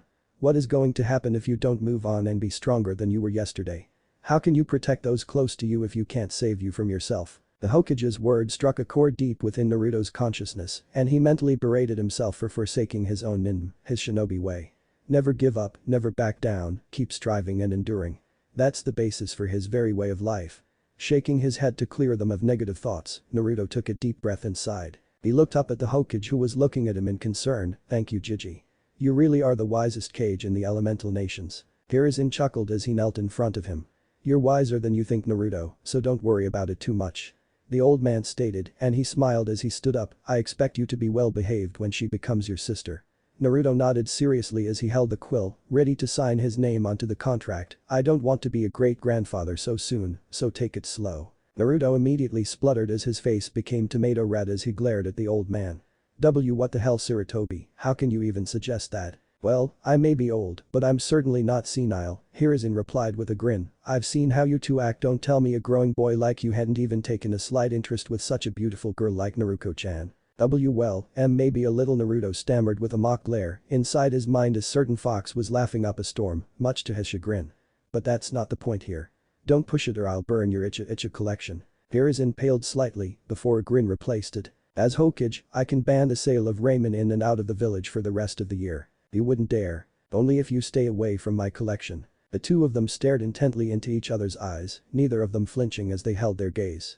The staring contest continued, and one could see sparks flying between them. A tense silence followed before both of them suddenly broke out in laughter. Naruto laughed as he wiped the tears from his eyes. Alright, you win Gigi. The wizened Cage chuckled as he smiled. I always to do that with Naruko-chan, and she always gives in just as easily as you did when I threatened to take away her ramen. Naruto just grinned. I was going easy on you, old man, wouldn't want you bursting a vein or something. He said with a chuckle. Naruto signed the contract and handed it back to Hiruzen, who scanned it over one final time before nodding. Okay. We're done. Naruko-chan is now officially your sister if I can break it to her, that is. He stated with a small smile. I trust you tell her about her own heritage. Hi Gigi, Naruto said seriously, I'll tell her when she's ready. I'm sure she'll surprise you, Naruto-kun, she's not unpredictable for nothing, you know. And judging by the way she looked at you when she walked out the door, the powerful man chuckled at the blonde male's blush. I think she'll accept the arrangement just fine. The Sandame then did a few hand signs and the privacy seal was dropped. Only a few minutes has passed in the real world, so Naruko-chan should be back right about now. And sure enough, the burgundy doors burst open to reveal the young girl with a happy smile on her face. Hey Gigi, I'm back. Naruko shouted before she noticed her friend in the room. Hey, Naruto-kun. So how did your talk with Gigi go? Naruto nodded with a kind smile. It's all good. Hokage-sama allowed me to join the Shinobi Corps if I pass a certain test. The excited girl was practically bouncing on the balls of her feet at the news. That's great. That means you get to come with us on missions. She said excitedly, causing the two other occupants of the room to chuckle at her exuberance. Unbeknown to Naruto, this was the side which the girl only displayed to her closest people. She then noticed a paper in Naruto's hands and she decided to ask, what's that you're holding, Naruto-kun? Naruto looked down at the object in question and grinned as he handed it to her, which she took and started to read. Why don't you take a look for yourself? He offered as he waited for the girl to finish. Naruko started to read out loud as she scanned the paper. I, as Hokage of Konoha, declare that one Uzumaki Naruto would officially be adopted. She stumbled over the words, not believing what she was reading, and she continued despite the growing feeling of hope in her heart and be put under the care of one Uzumaki and Naruto. Her eyes widened exponentially as she looked up at her friend turned family member, tears slowly welling in her eyes as she dropped the paper she was reading in shock. Her hand slowly came up to cover her mouth as she couldn't believe what was happening to her right now. Her silent plea for Naruto to miraculously be her family member had finally come true and she was overwhelmed with emotion. Naruto stepped forward and placed a hand on one of her shoulders, making her watery eyes look up at him and into his beautiful azure orbs. There she saw compassion, understanding and love, unconditional love for her, and the silent message that he would never leave her alone again, no matter how impossible it may seem. She thanked whoever that was above for letting her stumble upon Naruto in the first place, and for that she was forever grateful. She sniffed as she looked up at Naruto, eyes watery and puffy. Oh Ani-chan. The blonde boy just smiled even wider when he heard the words he wanted to hear ever since he had found out Naruto shared his blood. Yes Naruko-chan, I am your Ani-chan. From now on and forever. He said, grinning as he did. So, you better get used to me around here. Naruko just cried even harder. Oh Ani-chan, she couldn't take it any longer as she tackled her new brother in a bone-crushing hug, making both of them fall unceremoniously to the floor. Ani-chan. She cried out in happiness and Naruto just hugged her back tighter as he laughed while she cried into his chest. Hiruzen just looked on with a warm smile on his face. He knew that the appearance of Naruto would forever change Naruko's and quite possibly the entire world as they knew it. The old man couldn't help but look forward to the future. This is the start of something truly beautiful. Chapter 3. Settling in. Forward. I don't own Naruto or any other characters. All of it belongs to Masashi Kishimoto. Destiny Rebirth Chapter 3. Settling in. Naruto was currently walking through the village in the afternoon heat from the Hokage's office towards his destination, which was right beside the Hokage mansion. Another wave of nostalgia assaulted him when he reminisced about the place where he began his shinobi career. The instructors, his friends, the third years, the first years, it really brought back many memorable memories. He remembered when he used to prank the academy instructors almost every day and always got detention because of it. Thinking back, his pranking skills really helped him in trap setting and stealth, as most of his pranks weren't detected until the last minute. He was broken out of his stupor when he arrived at the destination, which was the academy building. He would have gone in already, but he was currently losing circulation in his right arm. Ah no, Naruko-chan, Naruto said while poking the girl's head, trying to pry her off his poorly circulated arm. Can you let go of my arm now? I can't feel my hands. Ever since she had officially become his sister, Naruto had been stuck to him like glue on paper, refusing to let go of him for fear he would run off or disappear if she let go. Right now she was clinging to his right arm like a vice, which led to his current predicament. Naruto looked up at him with a pout. Do I have to, Ani-chan? She asked innocently, which of course it wasn't as innocent as it sounded if Naruto's emotion sensing was accurate. She was doing this on purpose just to get a rise out of him, since he's her new Oni-chan, she would want to have a little fun with her new brother. Yes, if not I can't write and I'll fail my test and I won't become a shinobi and I won't be able to bring you to Ichiraku's anymore, Naruto deadpanned. He smirked when he saw the girl's face grow paler by the minute and she finally let his arm free. Groaning at getting feeling back into his arm again, he looked at Naruto who looked sheepish and embarrassed. Don't worry Naruto-chan, it's not your fault. He reassured, you just couldn't control yourself that's all. Naruto blushed as she placed her hands at her back, looking as innocent as possible. It's the first time I have an older brother of course I can't control myself. She then smiled brightly up at him, but that's the fun part about it, wouldn't you say? Naruto chuckled as he walked in the front door, with Naruto following closely just behind him. Hi, whatever you say Naruto-hime. He smirked at the tomato red blush on her face as he made his way through one of the corridors before stopping outside a door that read Chiknin office. This must be it, Naruto said as he opened the door, and the first thing he saw was a yellow blur that rushed into the room, and the next thing he knew he saw what appeared to be his sister glumping on a porch on the ground. He couldn't help but chuckle at her sister's antics as she was almost the same as he was, hyperactive and unpredictable. Iruka-sensei. Naruto shouted, causing Naruto to look up in slight surprise with a smile on his face, you won't believe the most amazing thing that has happened to me. The newly named Yamino Iruka chuckled as he tried to pry his ex-student off him. Alright, hold your horses young lady, he said, causing the girl to pout, let me guess you've got a month's worth of ramen coupons. Naruto pouted harder as she shook her head. No. Even better. She got off him and headed straight for Naruto, pulling him by his arm towards the scarred Chiknin, I have an older brother. Iruka's eyes widened tenfold when he heard that and he immediately began looking over the supposed older brother of his favorite student. The young blonde man had a smile on his face as he rubbed the back of his head, looking sheepish. After a minute's silence, Iruka spoke up. I trust that you didn't do anything inappropriate to my student. He asked, causing both blondes to blush, Naruto's deeper than the other blondes. Iruka-sensei. Naruto shouted. Naruto chuckled as he composed himself. Don't worry Naruto-chan, he's just messing with you. He said placatingly. Plus, if you were in his shoes, what would you do? Iruka gave him an appraising look when he said that. It had been a long time since Naruto had seen his favorite academy instructor again since the event at Turtle Island, and meeting the man again made the young blonde quite happy indeed. Naruto bowed her head. Sorry, Iruka-sensei. She said, which the Chiknin just waved it off. It's fine. He said, so tell me, what can I do for you today? Naruto handed the paper the Hokage gave him to the scarred Chiknin, which he took and began to scan it. Hokage-sama gave me permission to join the Shinobi Corps and be placed with the graduating class. You just have to administer a test and we're done. Naruto explained. Truth be told, he had been eager to test his newfound skills and intellect on the Genin exams, since he failed them thrice already, it wouldn't hurt to pass it without being interfered by outside influences. Cough, Mizuki, cough. Iruka nodded. Uzumaki Naruto, eh? Okay. Follow me since I'm free I'll be the one to administer your test. He said, turning around as he beckoned the two of them to follow him. The scarred teacher led them to one of the academy grounds, where 5 target dummies can be seen in the clearing. On the other side of the clearing, there was a table where multiple shuriken and kunai can be seen arranged on top of it. Iruka led Naruto towards the table, while Naruto stood aside to watch. Once there, Iruka nodded towards the targets. Alright Naruto, first up is the weapons aptitude test. Hit as many targets with a bull's eye as you can with only 5 kunai and 5 shuriken. Naruto nodded as he picked up a required number of weapons and held them at the ready, 5 kunai and 5 shuriken in each hand. Ready, Iruka announced as Naruto tensed, closing his eyes as he mentally calculated the distance and the wind speed and the weight of his weapons as Naruto watched intently on the sidelines. Start. Without a moment's waste, he launched both sets of weapons at the same time towards their targets. The sounds of weapons whistling through the air can be heard before 10 simultaneous thuds were heard downrange.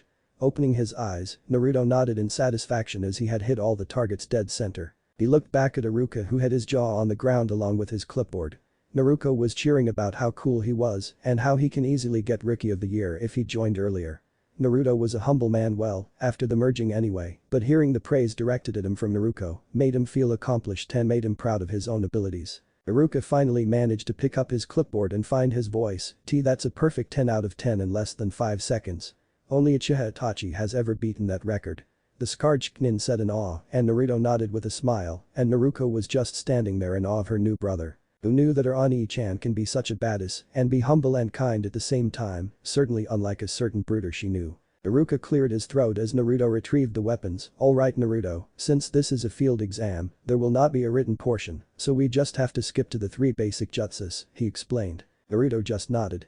It would be easier this way, he mused, though he still wanted to try out the written test at a later date. Alright sensei, hit it, Naruto said. Iruka nodded. First up is the Kawarimi replacement. He pointed towards a nearby chair. Replace yourself with that chair over there. The place where Naruto was originally standing was replaced by the chair, while Naruto took its place, then he switched back.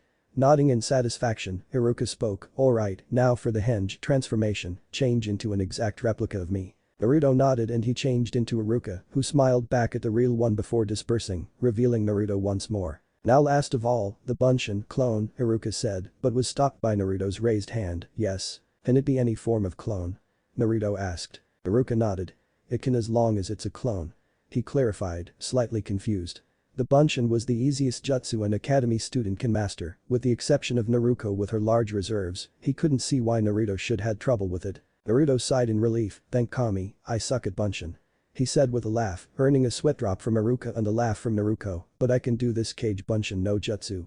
Shadow clone jutsu. The clearing exploded in a cloud of smoke, and when it dissipated, there standing before Iruka were dozens of Narutos holding peace signs at him, and his clipboard quickly fell.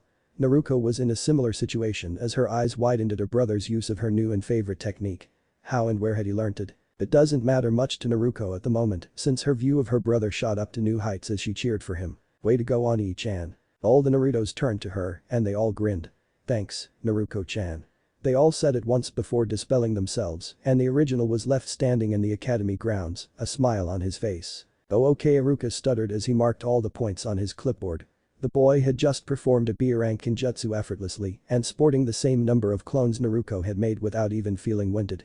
The younger generation looks promising, I can't wait to see what they're going to accomplish in the future, he thought with a smile. You're officially a genin, Naruto. Iruka announced, and Naruto nodded with a small smile. The Taijutsu test, I'll give it to you tomorrow during team placements, so don't be late. You've scored higher points than our Rookie of the Year Uchiha Sasuke. The only one amongst the graduating class who comes close to your own practical scores is our Kunoichi of the Year, Uzumaki Naruto, who scored the highest in both written and practical tests for 3 years, running a record once held by Hada Kakashi. Iruka couldn't keep the note of pride out of his voice as he announced Naruto's scores. He was still in awe of the boy's skill for one so young. He swore he saw the yandere in Naruto when he was taking the tests. Naruto looked at his blushing sister with a raised eyebrow. Kunoichi of the Year? He asked, making Naruto blush even harder. Naruto grinned widely at her, and you're going to tell me all this when? Naruto spluttered as she tried to speak, I was going to tell you over ramen tonight. Naruto grinned as he chuckled. Then how about we celebrate it now? Iruka-sensei's treat. Yada. Hey. Don't I get a say in this? An indignant Iruka shouted, causing all three of them to burst out laughing. Iruka retrieved a hit I-8 from his back pocket and tossed it to Naruto, who caught it with ease. Congratulations Naruto, you've made it, on your first try too. Naruto smiled wistfully as ran his hand over the metal plate where the symbol of Konoha was engraved and proceeded to tie it on his forehead, letting his bangs fall to the sides of his face and forehead. At that moment both Iruka and Naruto saw for a split second the yandere Hokage standing there instead of Naruto. The young blonde male turned towards them and smiled, well what are we waiting for? Naruto giggled as she cheered. Ichiraku's, here we come. Iruka sighed as he checked his poor wallet, slumping his head in dismay when he saw it was only enough to cover his expenses for the week. It looks like he was back to eating fermented beans and ramen again this month. After having their share of the ramen, with Naruto eating just as much as Naruto, much to Iruka's horror, the new brother and sister were currently walking at a sedate pace towards Naruto's spacey apartment. Apparently, the villagers decided to buy her a new home to atone for their mistakes, and they bought her a house near the center of the village near the park years ago. Much to Naruto's relief, her apartment was spacious enough to house 2 bedrooms. He knew for a fact that Naruto wouldn't allow him to sleep on the couch. A meeting with the Ichirakas was a refreshing experience for Naruto, as he had missed his surrogate family a great deal back during the war. After hearing about him being the new big brother to Naruto, AM practically squealed in happiness as she hugged the daylights out of Naruto, much to the blonde girl's chagrin and Naruto's unending amusement. Gucci welcomed Naruto into the family with open arms and an extra-large serving of his favorite miso ramen, and also a hidden warning sent by the ramen chef. "Heard her, and you're dead," were the exact words spoken to him by Tucci. Naruto decided to take his threat seriously, since the man emphasized his point by sharpening his cutting knife in front of him slowly and carefully, much to the amusement of Iruka, AM, a blushing Naruto, and a certain fox in his gut. And now here they were, walking hand in hand towards Naruto's apartment. Apparently Naruto didn't want to break physical contact with her new brother and wanted to stay with him throughout the entire day, much to his embarrassment. Soon, they were at the front door to her apartment and Naruto immediately went about unlocking the door and pulled her brother in once it opened. Taking a few moments to refocus his vision when Naruto switched on the lights, one word came to his mind: comfortable. Her apartment was spacious yet clean and orderly, with a small living room with a large red couch and a television set. Further back was a fully stocked kitchen and a guest bathroom, and down the corridor to left of the front door were the bedrooms. Naruto saw that his sister's bedroom was filled with orange fox plushies that she unsuccessfully tried to hide from him, causing him to burst out laughing at the irony of it all. There was also a dressing table, a queen-size bed with red bed sheets, and a wardrobe along with a connected bathroom that linked to his room. He also noticed that Naruto didn't care that much about her appearance as much as the other girls she knew in the academy, judging by the lack of makeup she had on her dressing table. She said she would prefer spending most of her free time training rather than put on makeup to try and woo the boys. Her answer got her praise from Naruto, and she blushed in appreciation. His own room was also spacious as there was the linked bathroom, a dressing table, a queen-sized bed and a wardrobe. Curiosity getting the better of him, Naruto had asked Naruto why she had an extra room prepared and she answered saying that she still held on to hope, no matter how slim it was, that a long-lost family member was still alive and waiting for her. She then said her wish came true and Naruto came into her life, much to her joy. Naruto smiled sadly as he hugged a teary-eyed Naruto as she cried tears of happiness and carried her to bed when she had fallen asleep in his arms. Naruto was currently staring up at the ceiling of his new room, waiting for the time to pass or his sleepiness to take over. He was still thinking about his future plans to deal with Kagaya with Kurama when he heard the door to his room open. Imagine his surprise and embarrassment when Naruto came in with an elegant purple nightgown that expressed her developing figure as she closed the door behind her. Sighing as he sat up on his bed, Naruto asked, "What is it, Naruto-chan?" Naruto looked hesitant as she played with her golden blonde hair, which was freely flowing down her back and reached to her knees. She had wanted to do this with her precious big brother for a while now, so she mustered up her courage and spoke, "Ani-chan, can I sleep with you?" Naruto raised a surprised eyebrow in the dim lighting of the room, sitting up straighter. "Why? I can't sleep," she said shyly, shuffling her feet as she did. I don't want to feel alone again. I'm scared that this is some elaborate ninjutsu just to break my heart." Naruto's eyes softened as he heard her pleading tone. I'm scared that you'll disappear." "I see," Naruto said, before he smiled, moving aside and patting the empty space beside him. "Come here then." Without wasting any more time, she bolted towards the empty spot and proceeded to curl up beside him. Naruto laid back down on the bed as he wrapped his arms around his sister, slowly rocking her to sleep. He was about to drift off as well when she heard Naruto whisper something. "Oh no, Ani-chan." "Yes, Naruto-chan." She proceeded to kiss him on the forehead, leaving him frozen in place. "Good night." An involuntary surge of happiness welled up within him and he resisted the urge to shout out to the world about how happy he was feeling. He had finally known what a family's love was and he couldn't be more relieved and happy. He had found his purpose of living, a person he would die to protect. Breaking out of his stupor, he smiled as he responded by kissing her forehead, earning a blush from her in return. "Good night, Naruto-chan." As the new brother and sister drifted off under the night sky, their hands unconsciously intertwined together during the night with small smiles gracing their lips. The next day, as the golden rays of the morning sun shone through the lace curtains of the room, illuminating the peaceful sleeping face of Naruto, whose eyes twitched a little before slowly opening, and she wondered why she was feeling so warm and safe at the moment. Her purple eyes widened as memories from last night flashed through her mind, and she immediately looked around, softening as she laid her eyes on the sleeping form of Naruto still holding her in an embrace, and she relaxed as her fear subsided. The young girl was scared that yesterday's events were just a series of illusions caused by a genjutsu, and she was very worried that her newfound happiness was just a cruel joke played by someone. She smiled warmly as she snuggled deeper into her brother's chest, closing her eyes as she tried to get some more sleep. Suddenly, her bedside alarm clock sounded off, and Naruto had to resist the urge to groan, as she wanted to spend as much time with her new precious person. She blushed as her thoughts suddenly derailed and headed somewhere inappropriate, and she shook her head vigorously to clear them as she slipped out of Naruto's embrace and stopped the alarm clock, which showed it was about 8 in the morning. She berated herself for feeling that way towards her brother, which was wrong to her in so many ways. But, in the back of her mind, she couldn't help but feel that her feelings were right. Naruto had never felt this way towards anyone before, not even Sasuke or Kiba back in the academy. Sasuke wouldn't even give him the light of day with her, and Kiba was just too boisterous and loud to her liking. Her growing feelings towards her new brother were different, which to her was 100 times more powerful than her slight feelings toward the Inuzuka heir. She sighed as she shook her head to clear her thoughts. She would dwell on those feelings later and figure out on her own what her feelings were at this point in her own time. "Good morning, Naruto-chan," a voice called, and Naruto jumped slightly as she turned to face a fully awake Naruto with a warm smile on his face. "Did you sleep well?" he asked. Naruto nodded. "Yes, I did. Thank you for asking, Ani-chan," she replied cheerfully. "How long were you awake?" "Not long," the boy replied, stretching his muscles in his arms as he did so. "A few minutes ago when I saw you stop that annoying clock." Naruto giggled. "Sorry about that, I wanted for us to stay in a little longer." Naruto sighed as he stood up from the bed. "Though I would like that as it gives us more brother-sister bonding time." Naruto blushed as she remembered her thoughts from earlier, quickly quashing them before it could go any further. "We do have team placements to attend, you know." Naruto nodded. "Alright, I'll go change then." Without waiting for an answer, she ran into the bathroom and closed it shut, but not before calling out, "There's a fresh towel and toothbrush in the dressing table. You can use my toothpaste since you don't have one." Naruto chuckled as he pulled out a scroll.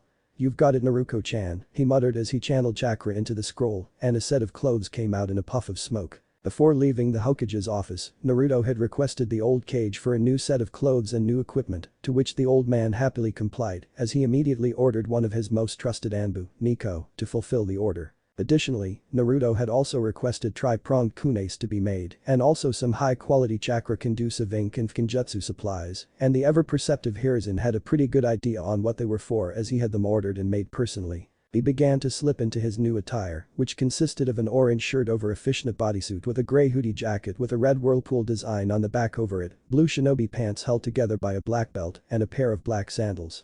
Naruto proceeded to attach 2 kunai holsters to his thighs, one on each leg, and a weapons pouch to his waist. The jacket he wore also served a second purpose.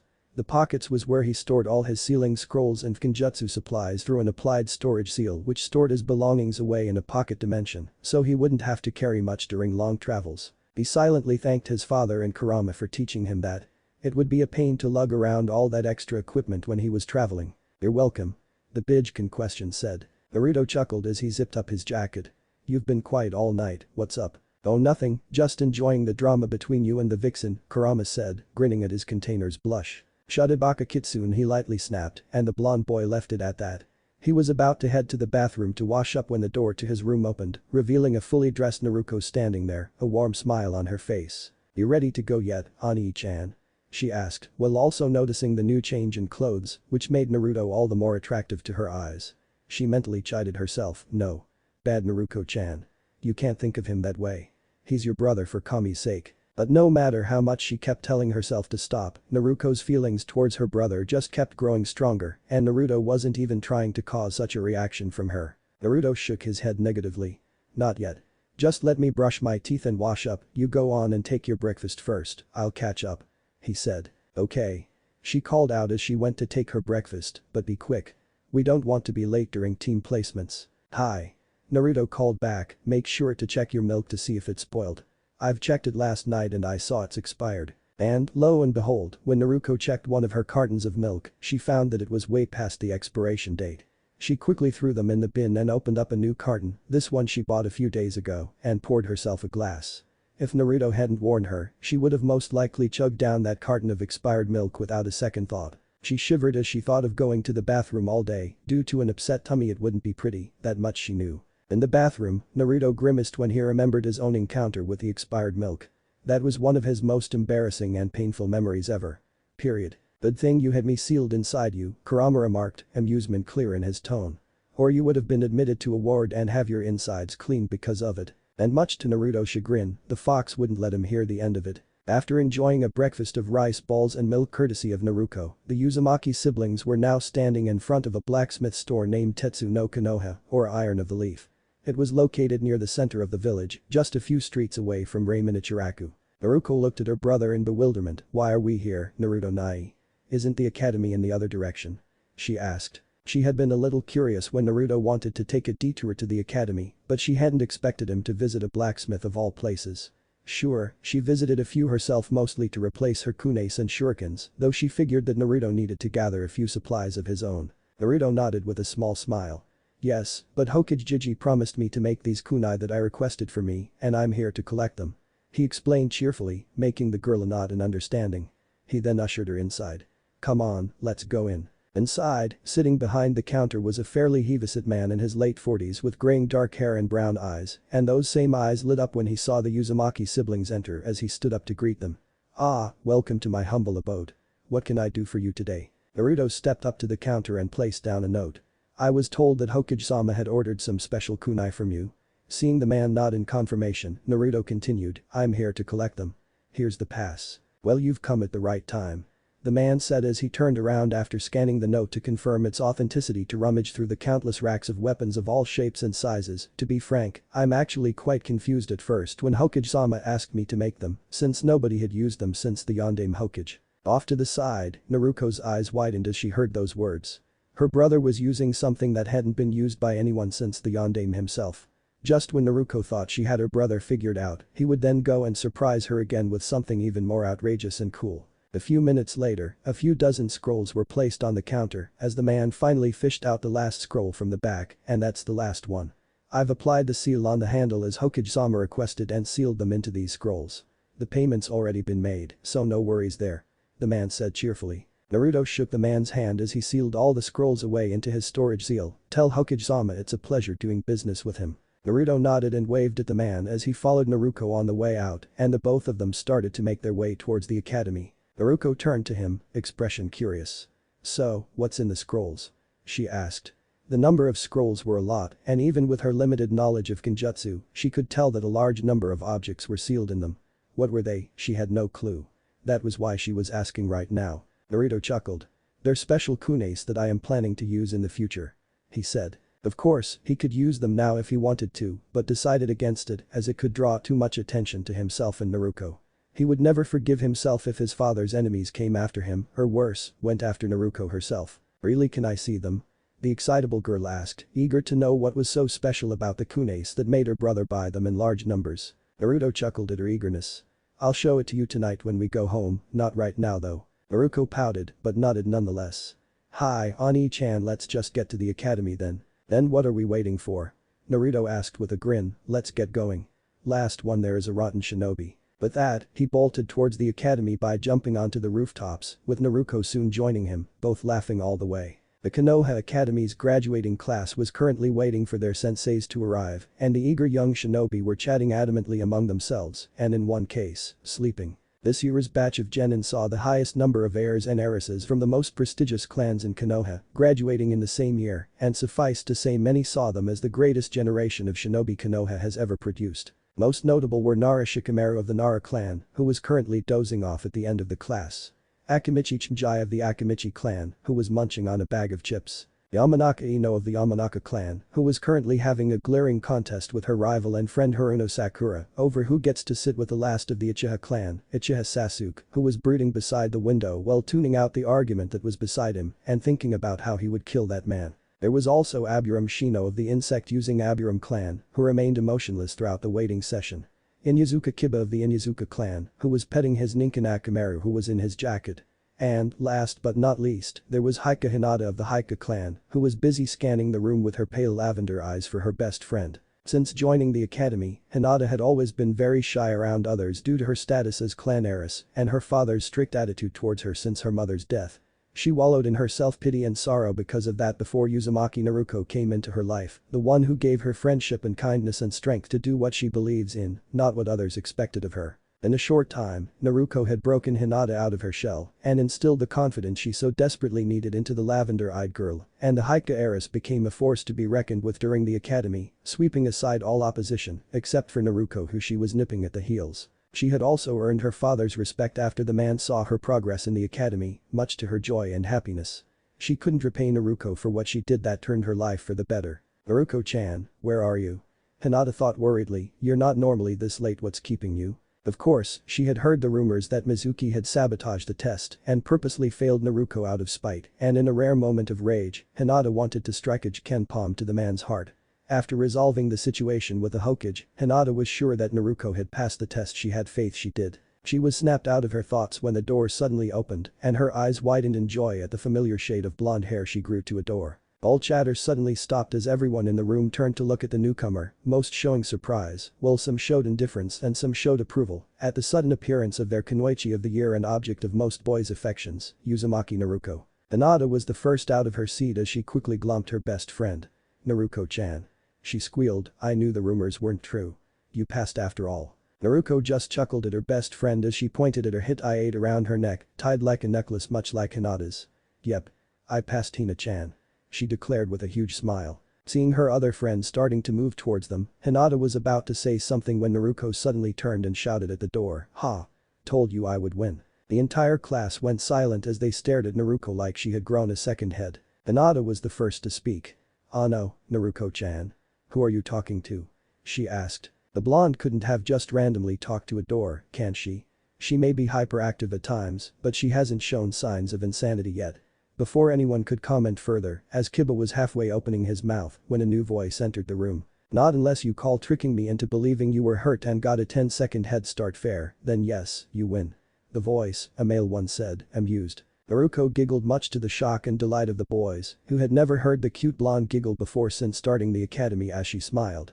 "Don't be such a sore loser, and you're paying me for raiment tonight," she declared triumphantly just as a new figure stepped into the room to reveal a handsome blonde boy about their age with spiky hair and was taller than most of them with a charming smile on his face, which caused some of the girls to actually have stars in their eyes.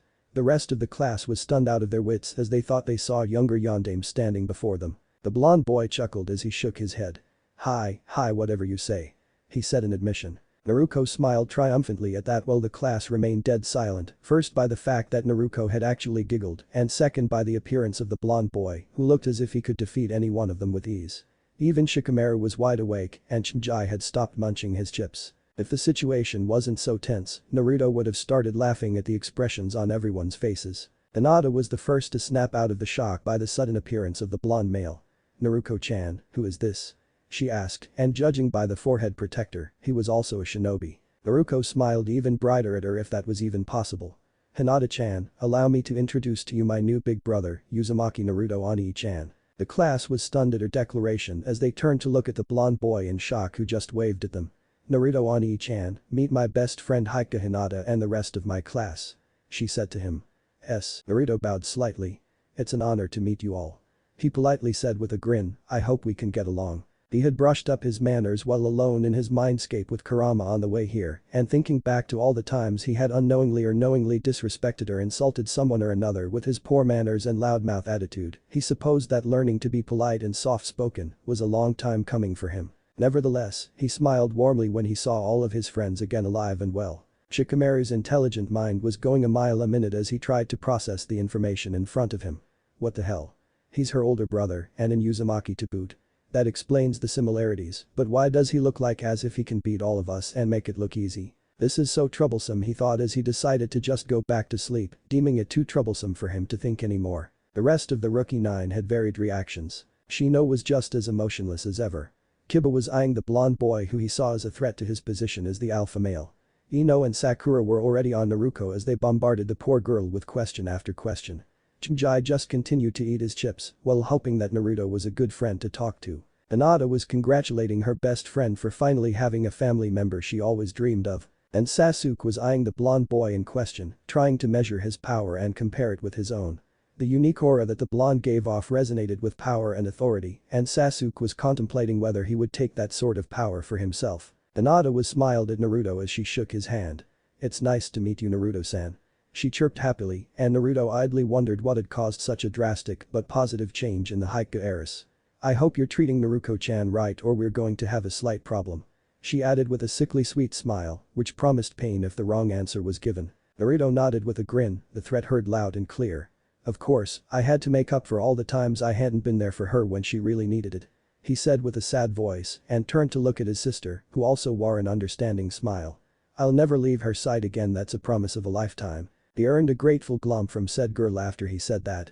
"Thank you, Oni-chan." Naruto just laughed as the blonde girl just clung to him like there's no tomorrow and he was getting used to the extra weight of his sister whenever she tried to jump on him out of nowhere. It was then Kiba approached Naruto with a slight flush on his face, which didn't go unnoticed by Naruto, who narrowed his eyes in suspicion. "That's great, Naruko-chan," the Inyazuka heir said. "Why don't we go celebrate at Ichiraku's after team placements?"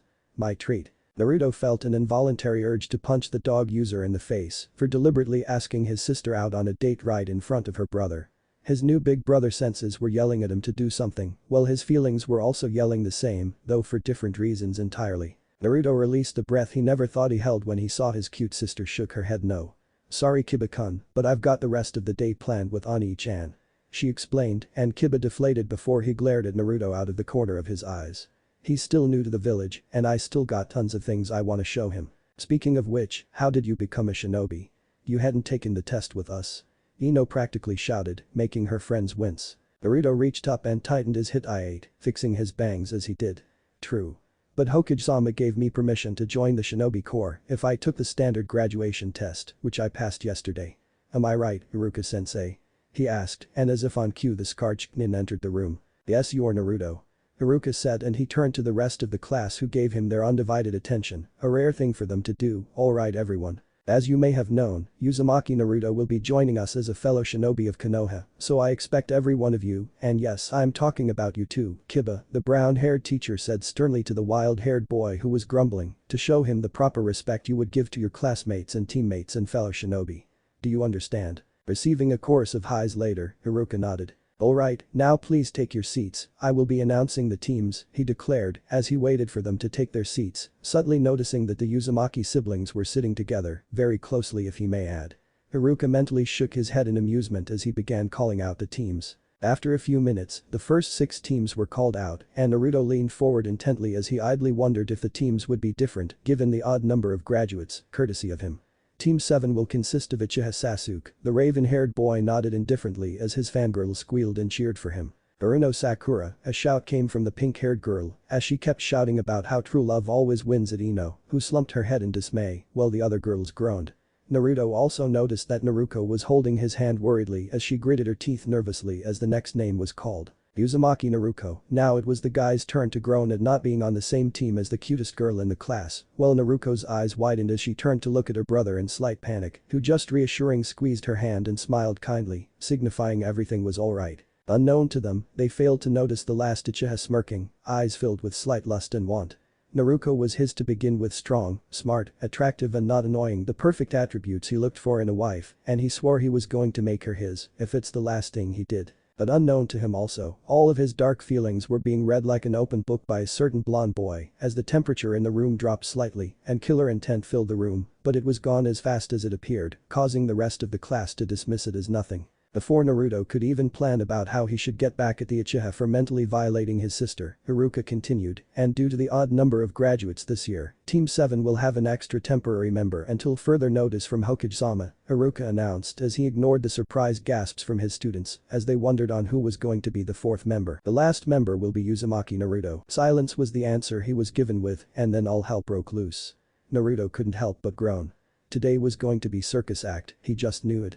As if fate was answering him by flipping him the bird, Inuzuka Kiba shouted loudly his obvious disapproval. What? Chapter 4. SSDD. Forward. I don't own Naruto or any other characters. All of it belongs to Masashi Kishimoto. Destiny Rebirth Chapter 4. Same shit, different day, SSDD. What? Kiba shouted in anger when Iruka announced all the teams as the boy looked indignant and unconvinced. Naruko glared the dog user slightly. His disapproval of Naruto's placement in Team 7 was, in her mind, an indirect insult towards her brother as a shinobi of Konoha. But he only joined yesterday. How can he be put in the same team as Sasuke and Naruko-chan? Kiba asked in a slightly louder tone. It was bad enough that he wasn't put on the same team as his crush, but for him, along with another good-looking guy to be on the same team with Naruko when he only joined them yesterday threw him over the edge. He was not going to stay quiet after this turn of events. After Team 7 was announced, Team 8 had been him, Hinata and Shino. Team 9 was still active, and Team 10 had consisted of the Inoshika CHM trio. Kiba could readily agree to the others, but he was still adamant about their decision to put Naruto into Team 7. If anything, it should be him taking the blonde's place. The scarred Chunin instructor sighed as he shook his head in disappointment as he looked at the boy. Kiba, I am very disappointed in you, he reprimanded. Barely a few minutes had passed and you're already acting as if Naruto is beneath you. That is not exemplary behavior for a Konoha shinobi. He said sternly, causing the boy to shut up instantly, though his eyes still shone with defiance. Iruka sighed. It looks like you are still unconvinced. Then an idea hit him as he turned to the young blonde shinobi, who had his eyes closed in a meditative position at his desk, with his sister sitting beside him trying to do the same, but failing miserably at it, much to Iruka's silent amusement. Naruto. He called. Naruto opened one of his azure orbs and looked up at the brown-haired Chunin. What is it, Iruka-sensei? I still haven't graded your Taijutsu yet and I believe we have the perfect opportunity to do that right now. Haruka announced, making the rest of the class look stunned at the news. Naruto had not only passed the graduation test, but he passed it without taking the taijutsu portion of the test. Many of the girls were starting to eye him in a new light, while the boys started seethe in jealousy. Naruto however acted indifferent as he just shrugged and he rolled his shoulders as he stood and walked over to Haruka, with Naruto following behind him. That's alright with me, I haven't had a good fight in a long time. He said with a slight smile, so who's my opponent? Well, Haruka started, adopting a slight thinking pose. I was thinking about putting Sasuke against you, but since Kiba is unconvinced about your abilities as a shinobi, I'll let him take you on before your Junin senseis arrive. Alright. Kiba shouted cockily as he smirked at Naruto, stating confidently. Just you wait. Soon I'll show everyone and Naruto-chan who's the top dog here. Akamaru on the other hand lowly whined as the puppy retreated further into his master's jacket. The small canine had already sensed the tremendous power radiating off the blonde, and the Ninken was sure that the blonde boy in front of them was no ordinary boy. The small pup felt pity towards his partner, the blonde was way out of his league. Naruto immediately lost the cheerful expression on his face as he looked at Kiba coldly, promptly making him and the people around him back away from him in fear. Naruto was also slightly scared at first, but when she looked at him, she noticed that all of his anger wasn't directed at her or anyone in particular, it was directed at the Inuzuka heir, who was close to wetting his pants. Even Haruka sweated a little at the blonde's obvious display of power. No normal boy should possess such an overwhelming aura. Naruto narrowed his eyes as he spoke, listen here dog boy, and you listen well. His voice was icy like the frozen north unknown to everyone. He was letting a sliver of Kurama's chakra into his vocal cords, adding more weight to his statement while making everyone shake in fear. I don't care about you showing that you're some top dog alpha here, or about me taking the spotlight away from you as the class clown away from you. His every word, every syllable was laced with so much coldness most would have thought Kiba had caught frostbite from it. But if you talk about Naruto-chan, my precious sister, like she's just some trophy to be won, well, pray that you won't find out when I get my hands on you, dog breath. He left the threat hang in the air as he slowly and audibly cracked his knuckles, making sure every crack was crisp and loud enough for everyone to hear. Haruka could have sworn, not in his many years of teaching, had any of his classes been as quiet as this one was now. Just as quickly as it appeared, a neutral but calm look replaced the cold one on Naruto's face, and everyone relaxed as everyone looked at him in slight fear, Kiba more than most. Even Shikamaru was shocked awake by the tense atmosphere, and that was saying something. Naruto smiled a bit as he bowed his head slightly, I hope we've reached an understanding, Inuzuka-san. Now, shall we head to the sparring grounds? He said curtly before walking out of the room, heading towards the sparring grounds, leaving the stunned class behind and a heavily blushing Naruto. Anata leaned over to her best friend's ears, I didn't know he was the overly protective type, but still, she giggled as she smiled, she's a good catch Naruto-chan, handsome, smart, and very protective, the perfect boy. She never got to finish her sentence as her mouth was instantly covered by a pair of hands, courtesy of a tomato-red Naruto. Shut up. Dadabane. She cried out in embarrassment before she went after her brother, while desperately fighting down the blush on her face. Never in her life had someone so openly said that they would protect her and wouldn't let anyone treat her like some trophy.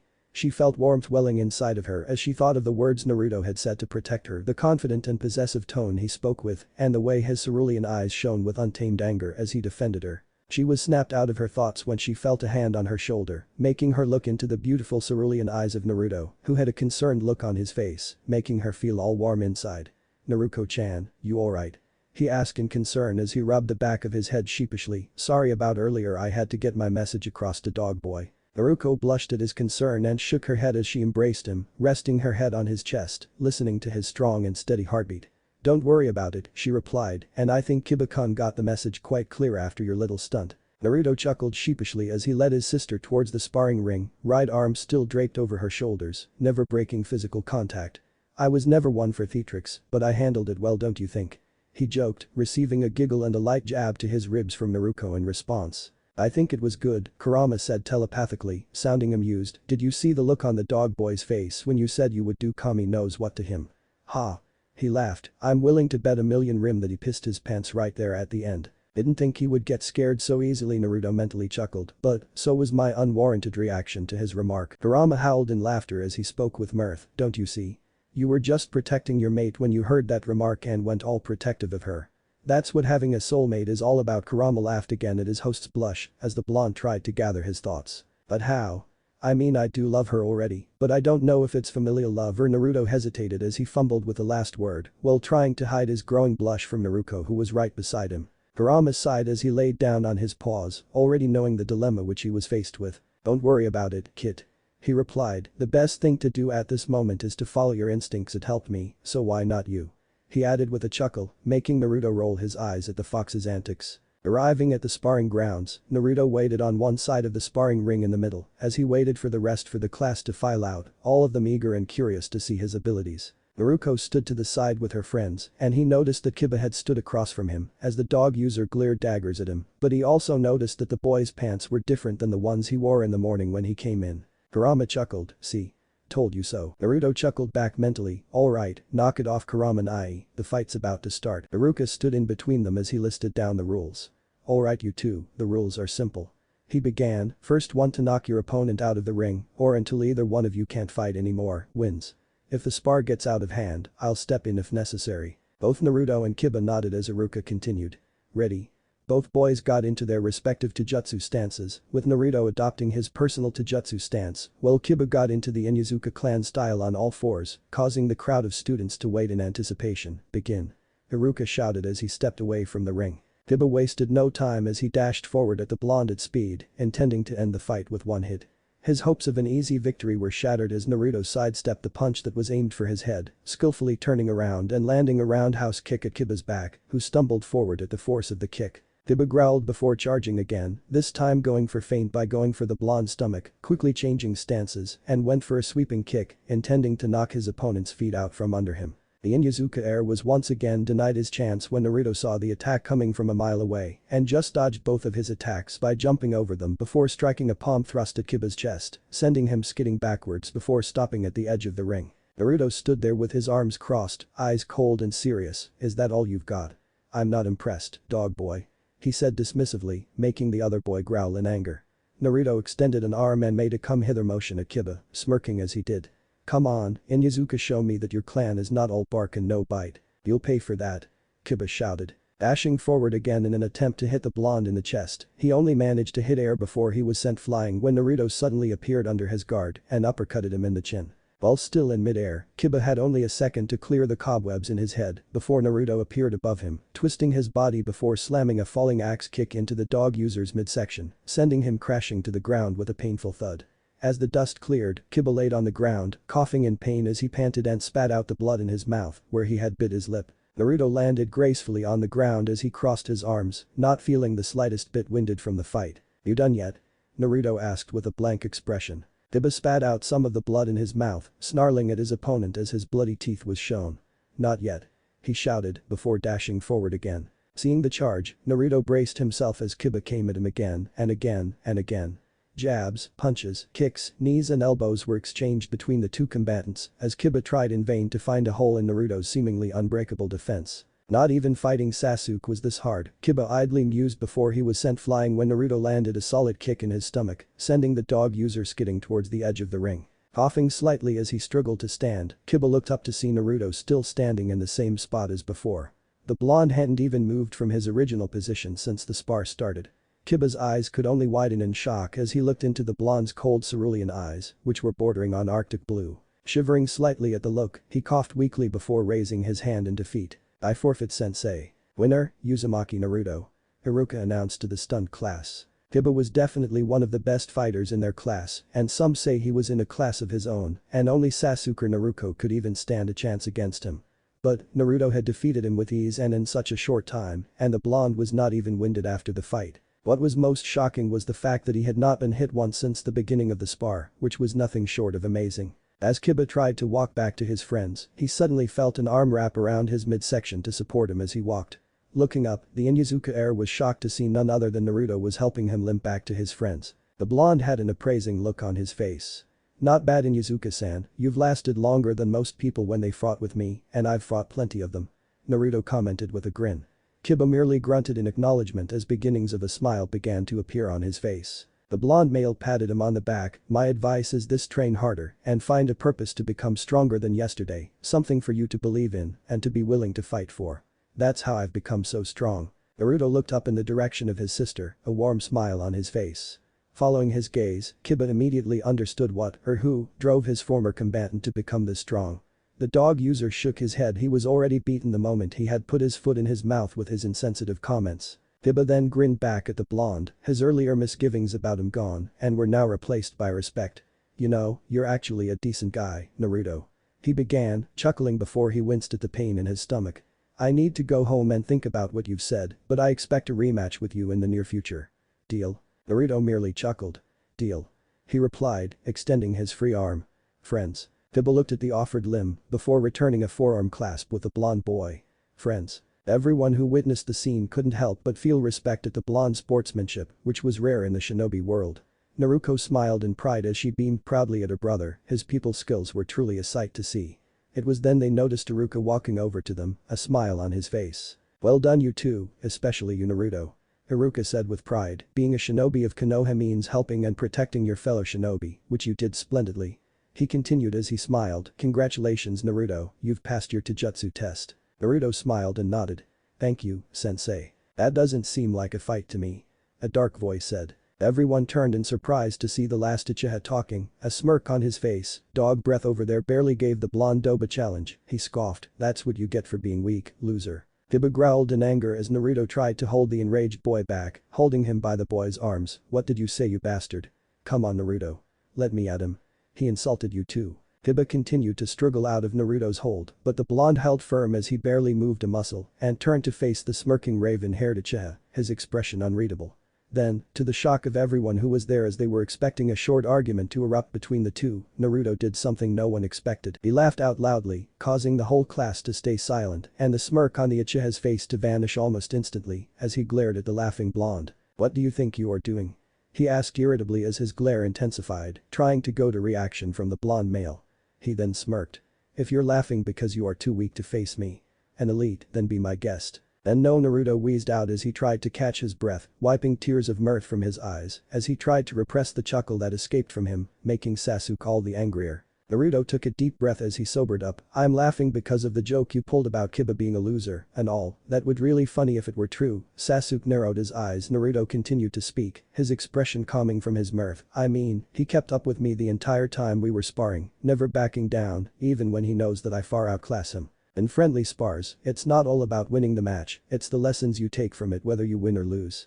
Isn't that right, Kiba? Kiba merely nodded after he had calmed down, as the blonde's words made a lot of sense especially to him. The rest of the class was in a similar mindset as well, and was surprised at the insight and maturity Naruto had shown when he had said that. Sasuke scoffed uncaringly, so what? I am an Uchiha, and I can beat the likes of you in under a minute he said arrogantly with a smug smirk. Care to bet on that, Uchiha-san?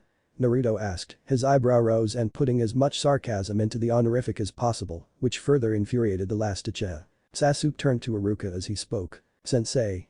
I demand that I be put to the test with the blonde dobe so that I can put him in his place amongst the losers. Meanwhile, Naruto growled as she unconsciously clenched and unclenched her hands, all the while grinding her teeth in anger. Every single word that came out of the emo king's mouth was always derogatory or a direct insult to Naruto.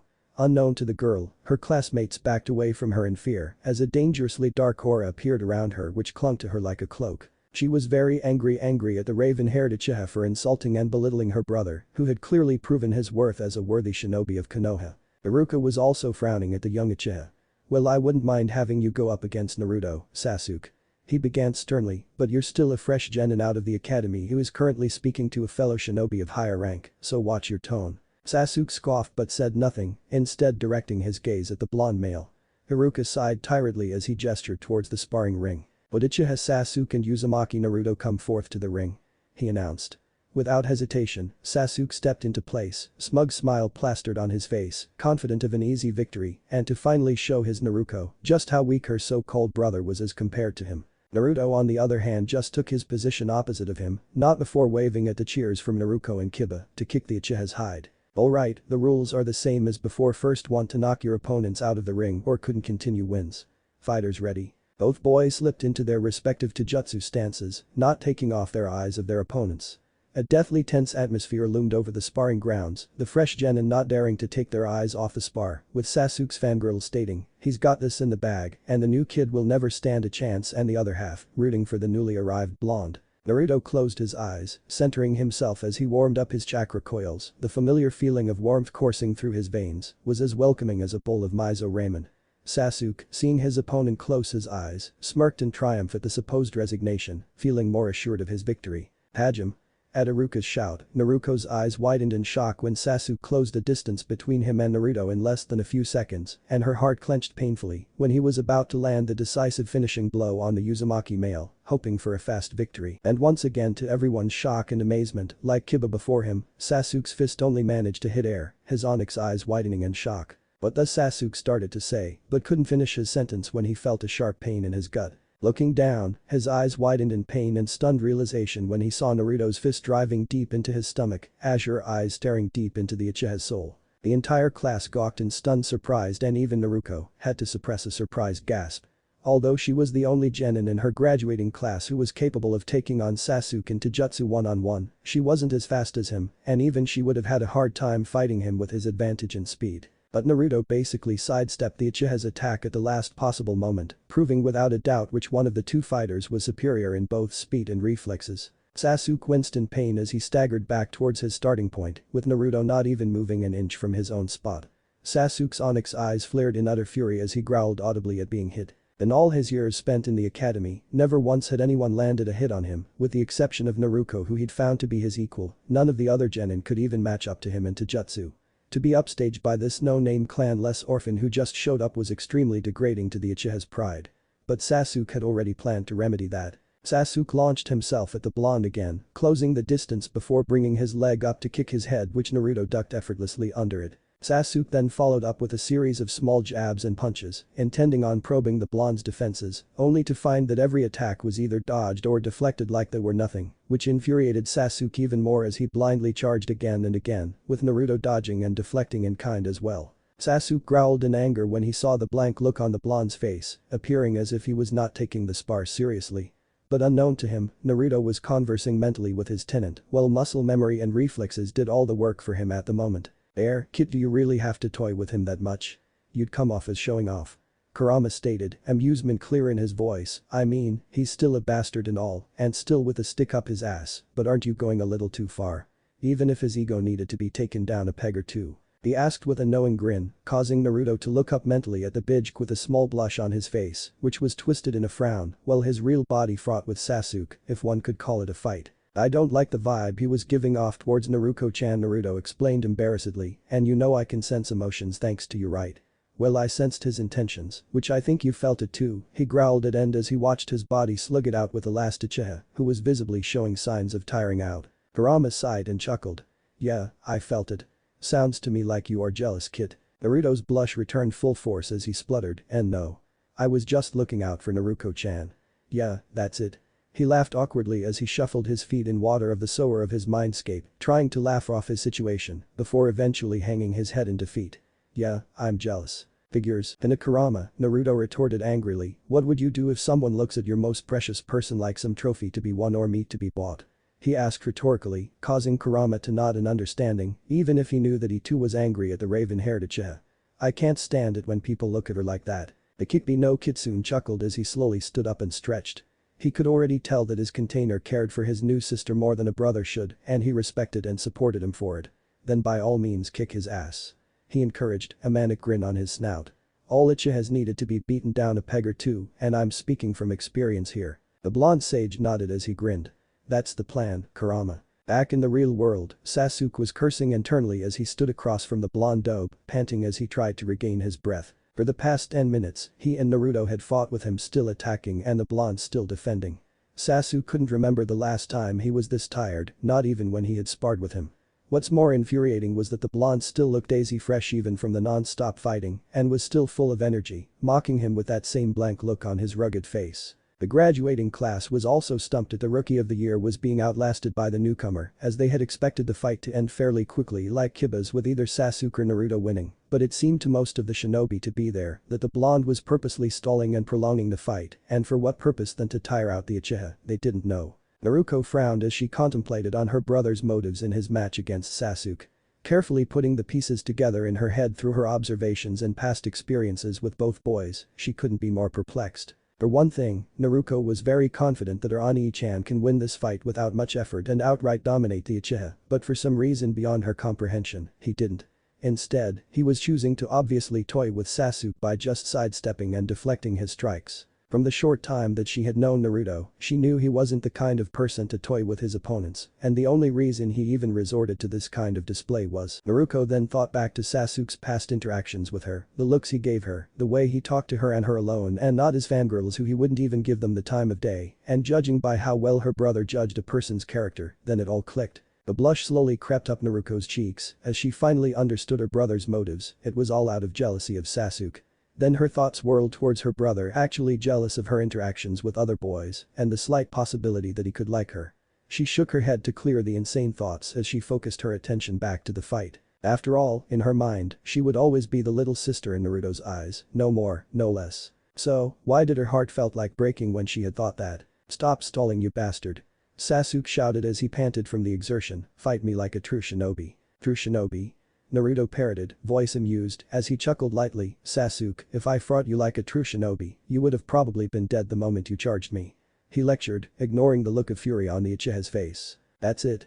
Sasuke yelled as he pulled out a kunai, ignoring the alarmed shouts of Iruka and the others as he charged, "I'll kill you." Naruto sighed as he nodded to Iruka who quickly nodded back with a concerned frown, thus giving the blonde the go-ahead for an all-out spar. Then his calm azure eyes briefly clashed with concerned purple ones of his precious person, eyes which shone with love that was meant only for him and him alone, and he smiled back before backhanding Sasuke in the face when he tried to jab the kunai into his skull while Naruto was distracted, before locking his right arm in a hold.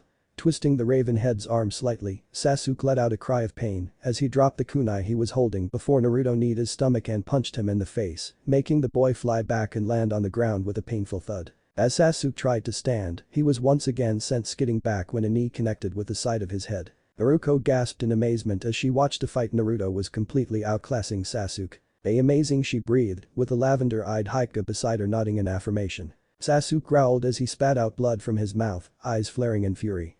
No way was he letting this dope steal his rightful place as one of the best. It was time to end this. "I'll kill you for that." He started making hand signs as he flared his chakra, making Iruka call out in shock. "Uchiha Sasuke, stand down. Now." Iruka boomed, but it was too late as Sasuke had finished the hand signs, as Naruto readied himself for the oncoming attack. Pain. Nkakuk no Jutsu. Fire release. Great fireball technique, the raven-haired boy cried out before a huge fireball erupted from his mouth, heading quickly for Naruto. Sasuke had a smirk on his lips when he saw his attack heading towards his opponent. He didn't care if he was a fellow shinobi, in his eyes, the blonde male was weak if he couldn't dodge a jutsu like that. Seeing the attack, Naruto only raised a surprised eyebrow before smirking, pulling out a single long Kenjutsu sealing scroll from his utility pouch before suspending it in front of him with his chakra, with the array facing the attack. Holding a ram seal in place, Naruto murmured, "Come in." Fire sealing method. Naruto was beside herself with both anger and extreme worry. Anger at Sasuke for using such a dangerous elemental technique in a friendly spar, and extreme worry for Naruto who was on the receiving end of the attack. Once she saw the fireball getting closer to her newfound family member, she instinctively rushed forward but was immediately held back by both Hinata and, surprisingly, Kiba. "No. Let me go." She cried, reaching out towards Naruto. "Ani-chan." Suddenly, just as the fireball was upon Naruto, something extraordinary happened. Multiple light blue strands of vapor-like chakra emerged and started wrapping themselves around the ball of flames. The graduating class and Iruka were behind Sasuke when he made the attack, thus the fireball was blocking their sight on Naruto before they started constricting around it, causing the fireball to distort and waver before it began to lose its distinctive ball-like shape. The flames were seemingly sucked toward something, which everyone found out to be a scroll of some kind with multiple different words on it, which left the center empty before disappearing entirely into the scroll. And standing behind while holding the scroll in place was a smirking Uzumaki Naruto who was still holding a ram seal in place. He smiled cheekily at the stunned visage of Sasuke. "Come in, success," he said as a kanji for seal emerged from the center of the once empty space, glowing bright red before dying down. Everyone was stunned by the display, none more so than Iruka who recognized Kenjutsu when he saw one. Incredible.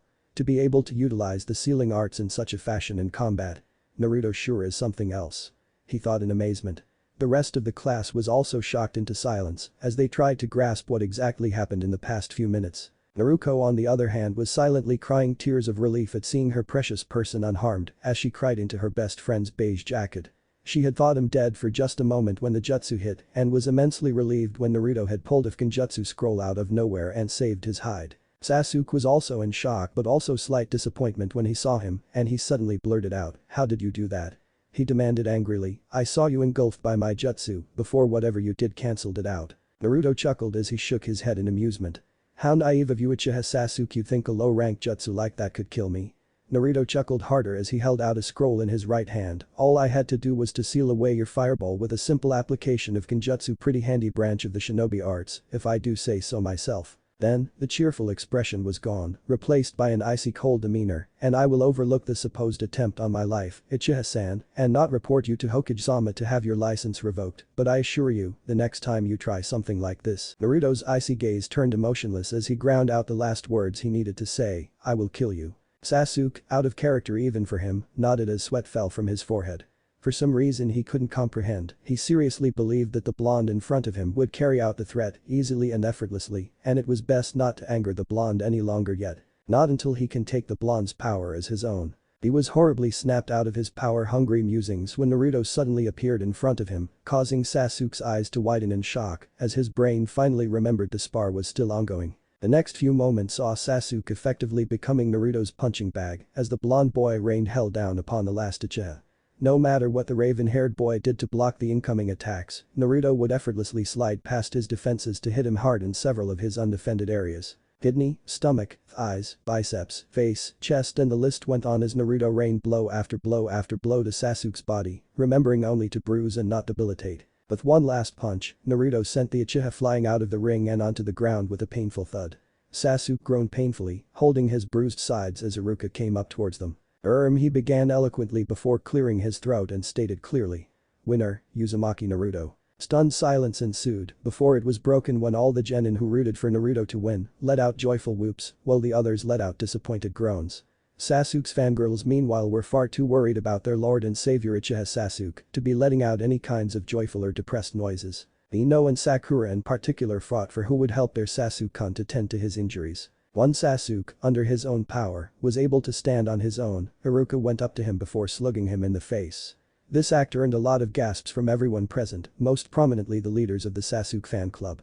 Sasuke merely took the blow, but his eyes clearly burned in anger for the perceived slight. That, Iruka began menacingly, was for breaking one of the fundamental rules of friendly spars, no elemental ninjutsus or weapons. If Naruto was hurt or killed by you in this spar, you would have your shinobi license revoked, and I would have suggested to Hokage-sama to expel you from the shinobi program. Iruka then sighed as he coughed into his fist, gaining everyone's attention after they were snapped out of their awe-induced stupor. Due to Uchiha Sasuke's breaking of the code of conduct during the spar, by purposefully intending to harm a fellow shinobi, through the use of a lethal C-rank offensive ninjutsu, Uzumaki Naruto would win the spar by default. He explained with a stern look on his face, earning a chorus of nods. Seeing as Naruto won in the end, that is currently a non-issue. He turned to the brooding Uchiha, his face showing that of disappointment, and as for you Sasuke, good thing Naruto wasn't harmed or killed during that little display, or you will be court-martialed by the village's shinobi law and never become a shinobi again. It was also a good thing that Naruto didn't decide to press any charges against you, so you're free to go, but Iruka's eyes narrowed as he spoke seriously, I can't guarantee that you'll be let off if this happens again, even with the council's support. Iruka added when he noticed the Uchiha's smirk, which was lost the moment he said that. Iruka sighed tiredly, feeling as if he were 50 rather than his age of 26, and looked over to his side when he saw Naruto approaching with a calm look on his face. "Naruto, are you alright?" Iruka asked, before he glared at Sasuke to shush him from making further comments. Naruto shrugged as he dusted the imaginary dust off his clothes. "I'm okay, no harm done seeing as I've negated his attacks anyhow," he said. Iruka shook his head as he graded the last of his papers. Iruka looked up as he turned the clipboard over to give it to Sasuke, who was still glaring at the blonde. Then his disinterested onyx orb slowly widened before he angrily threw the clipboard to the ground and stomped limped, really away. Naruto raised an eyebrow at his former future best friend's actions. As he picked up the clipboard, he noticed Iruka's gaze on him as he read through his grades, and he dropped it again when Naruto and her friend slowly approached them, some still shaken up by the past minute's events. Iruka chuckled, amusement clear in his tone. "What's the matter? Cat got your tongue?" He joked, making Naruto look up at him in shock. "But, Iruka-sensei," he began, eyes not believing what they were seeing, as the rest of the class that stayed behind remained confused, "These can't be my points. I mean, I didn't actually do anything that amazing," he said the last part in a light whisper, so that only he could hear. The class was still confused about the blonde's reaction to his points, and they were wondering if he did well enough to pass. Judging by the spars earlier, they knew for sure that Naruto would have passed with flying colors. Yes, Naruto. Hiruka picked up the clipboard again and skimmed through it once more. You've scored higher than any of the genin we tested thus far in the history of Konoha, on par with that of Uchiha Itachi and Hada Kakashi. The whole class gasped in shock and awe, while also feeling a little bit intimidated by the blonde. The names Uchiha Itachi and Hada Kakashi had been synonymous with a prodigy in the shinobi arts in Konoha, as one was the name of the traitor who murdered the Uchiha clan in one night, and the other was a renowned shinobi infamous for his moniker of Sharingan no Kakashi, the copy ninja. If one were to be on par with such legendary figures, they were in a class of their own. And Naruto was proving to be one of them. Iruka looked at the blonde boy with a fond smile, the same one the man wore back in his time when he was proud of what his favorite student did, and it made Naruto tear up slightly on the inside. Congratulations Naruto, you are officially a genin. Naruto grinned as he pumped his fists. Alright. Thanks a bunch sensei. He said. Don't mention it, Iruka replied, now it's time to get back to class, the genin are waiting. Iruka clapped his hands together to gather everyone's attention, and they began shuffling back into the building.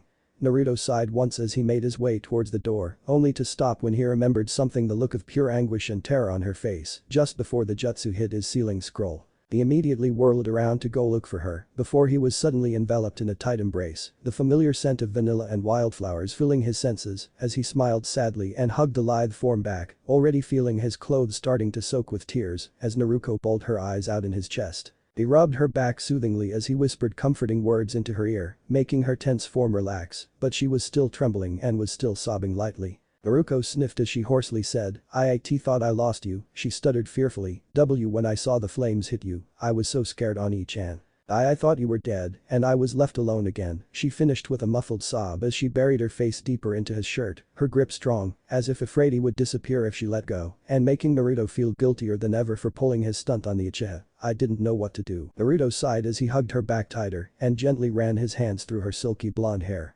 I'm so sorry Naruto-chan, he apologized sincerely, regret filling his voice, I was stupid, I wasn't thinking straight when I fought Sasuke. He confessed as he continued to gently comb her hair, Naruto closing her eyes. I blissed his ministrations. I put myself in harm's way on purpose just to show off my genjutsu skills. He paused as he nodded his lower lip. I am so sorry Naruto-chan, for scaring you like that. You better, Naruto said with a sniff, pulling back so she can look into his azure orbs, violet eyes pleading, promise me, Ani-chan, no matter what happens, you will never leave me alone ever again. She placed her forehead on his own, her shorter height making it so that she would have to tiptoe slightly to do so, desperately fighting down her blush that threatened to form on her face. Promise me, Ani-chan. I promise, Naruto replied without hesitation with a serious look as he fought the urge not to blush at their close proximity. That's my promise of a lifetime to you. Throughout his whole life, both old and new, he had only made 2 promises of that kind to 2 different people only. The first was to himself for promising to uphold his nin, no matter the consequences. The second was to his teammate and former crush Sakura, who he promised to bring Sasuke back when he left Konoha in search of Orochimaru. And now, he was making his third and possibly most precious promise to the one person he would gladly give up his own life to protect. Naruto smiled tearfully as she hugged him again. Thank you, she whispered, you don't know how much that means to me. I know, Naruto replied as he led her through the doorway leading into the academy. More than you know, Naruto-chan. More than you know. Once the class had settled down from the excitement of seeing Naruto's skill firsthand and quietly and adamantly chatting away with each other, with a few girls shooting glances once in a while at the blonde boy, Iruka coughed once, gaining their attention as he gestured towards the doorway at the front of the classroom, where several men and women in Junin garb were waiting expectantly. Alright class, your Junin senseis will see to you now. Go with your assigned teams, and most importantly good luck. Iruka encouraged them, receiving a chorus of cheers from the newly minted students as the Junin quickly came in and called out their teams. Naruto sighed in amusement as he wrapped an arm around his sister's shoulders, the poor girl still stricken by the event a moment ago. He could have sworn if he were to move now, he would have certainly dragged Naruto along with him due to the death grip she had on his jacket, eliciting a chuckle of amusement from him. The Jinchuriki of Kurama looked around as he saw his peers being let out the door one by one, knowing that most if not all of them would not even pass the second exam. Then his eyes fell on a familiar shade of raven black hair, and Naruto had to once again resist the urge to sigh in frustration when the other boy glared at him from his seat near the window. Ever since he had won up the Uchiha during the spar, the self-proclaimed Avenger had been busy brooding by himself at his usual seat, with the ever-vigilant Sakura right beside him, trying to pester a response or better yet a date from him. Naruto had forgotten how annoying his former crush and teammate had been before he had gone on that training trip with Jiraiya, and he could clearly see history repeat itself right before his eyes. He would have wanted to do something about it but wouldn't dare risk shifting the timeline too much and throw his chances of defeating Kaguya out the window. For now, he would just wait and see. His presence here had already altered some things in the timeline already, and that had the blonde worried. Teammate. A dark-haired woman with piercing red eyes and wearing clothes that looked like they were made of bandages asked, and Kiba, Hinata and Shino took their cue, follow me. The trio walked after the woman, who Naruto presumed to be Iki Kurenai, and saw Naruto exchanging waves with the Haika heiress and Naruto himself, exchanging nods with the other male members of her team before they went out. Another Jonin, this time a man, who was sporting a goatee and beard while smoking a cancer stick in his mouth, walked in sporting standard Jonin garb, with the exception of a triangular waistcloth that held the kanji of fire on it. The man called for Team 10, and Shikamaru muttered a silent, troublesome. Before following Ino and Shimjai, the former literally dragging the lazy Nara all the way, making the Uzumaki siblings laugh. It was a miracle that the lazy genius had even bothered to pass his test and become a shinobi, when he would prefer to go cloud watching all day long. Naruto groaned as he remembered something. If he hadn't messed up the timeline, then there was a high chance that Team 7 would end up with the same sensei, and he knew they still have another 3 hours to wait, if memory served him right. Naruto perked up slightly as he smiled at Naruko, making the blonde beauty look up at him with cute curiosity. Say, it's almost lunchtime now, Neri-chan. The girl blushed at his new pet name for her but still listened. Why don't we go to Ichiraku's? Since I don't have that much money, I'll ask Tuchi-oji if it's alright with him to put it on my tab. He said cheekily while scratching his cheek, and the girl in his arms perked up at the mention of her favorite dish in the world. Less than a heartbeat later, Naruko was pulling her brother out the door faster than he could say goodbye to Iruka before disappearing around the corner, leaving behind an amused teacher and 2 confused preteens. Sakura scowled as she was confused by the 2 blondes' actions, and it made her curious, where are they going at this time? Aren't we supposed to be meeting up with our new sensei? She asked in her usual haughty tone, which elicited a sigh from Iruka and a scoff from Sasuke. Well, it seems they both had got the right idea to take their lunch first before meeting your new sensei, Iruka said with a knowing grin, making the 2 genin looked confused. Sasuke's more subdued than Sakura's, and if they've done their research, your Jonin sensei's tardiness is as legendary as his reputation. And with that, Iruka packed up his things and left, leaving the 2 alone. Sakura fidgeted as she slowly turned around to face Sasuke, who was still staring out the window. Oh no, if it's not much of a trouble for you, how about we have lunch together to get to know each other better? She asked with a small blush. The raven-haired Avenger turned to look disinterested at her before he scoffed audibly, standing up and brushing her off as he made his way out of the building, the pink-haired girl gaining a disheartened look on her face as she diligently trailed behind her crush. Silently, at the back of her mind, she wished that she had a brother as cool and good-looking as Naruto's own. What if Naruto gets 6 passage mode early? Thanks for watching my video till the end. If you enjoy this content, then do consider subscribing to my channel and leave a like if you guys need the next part, comment down, and thanks for watching the video and see you guys in the next video.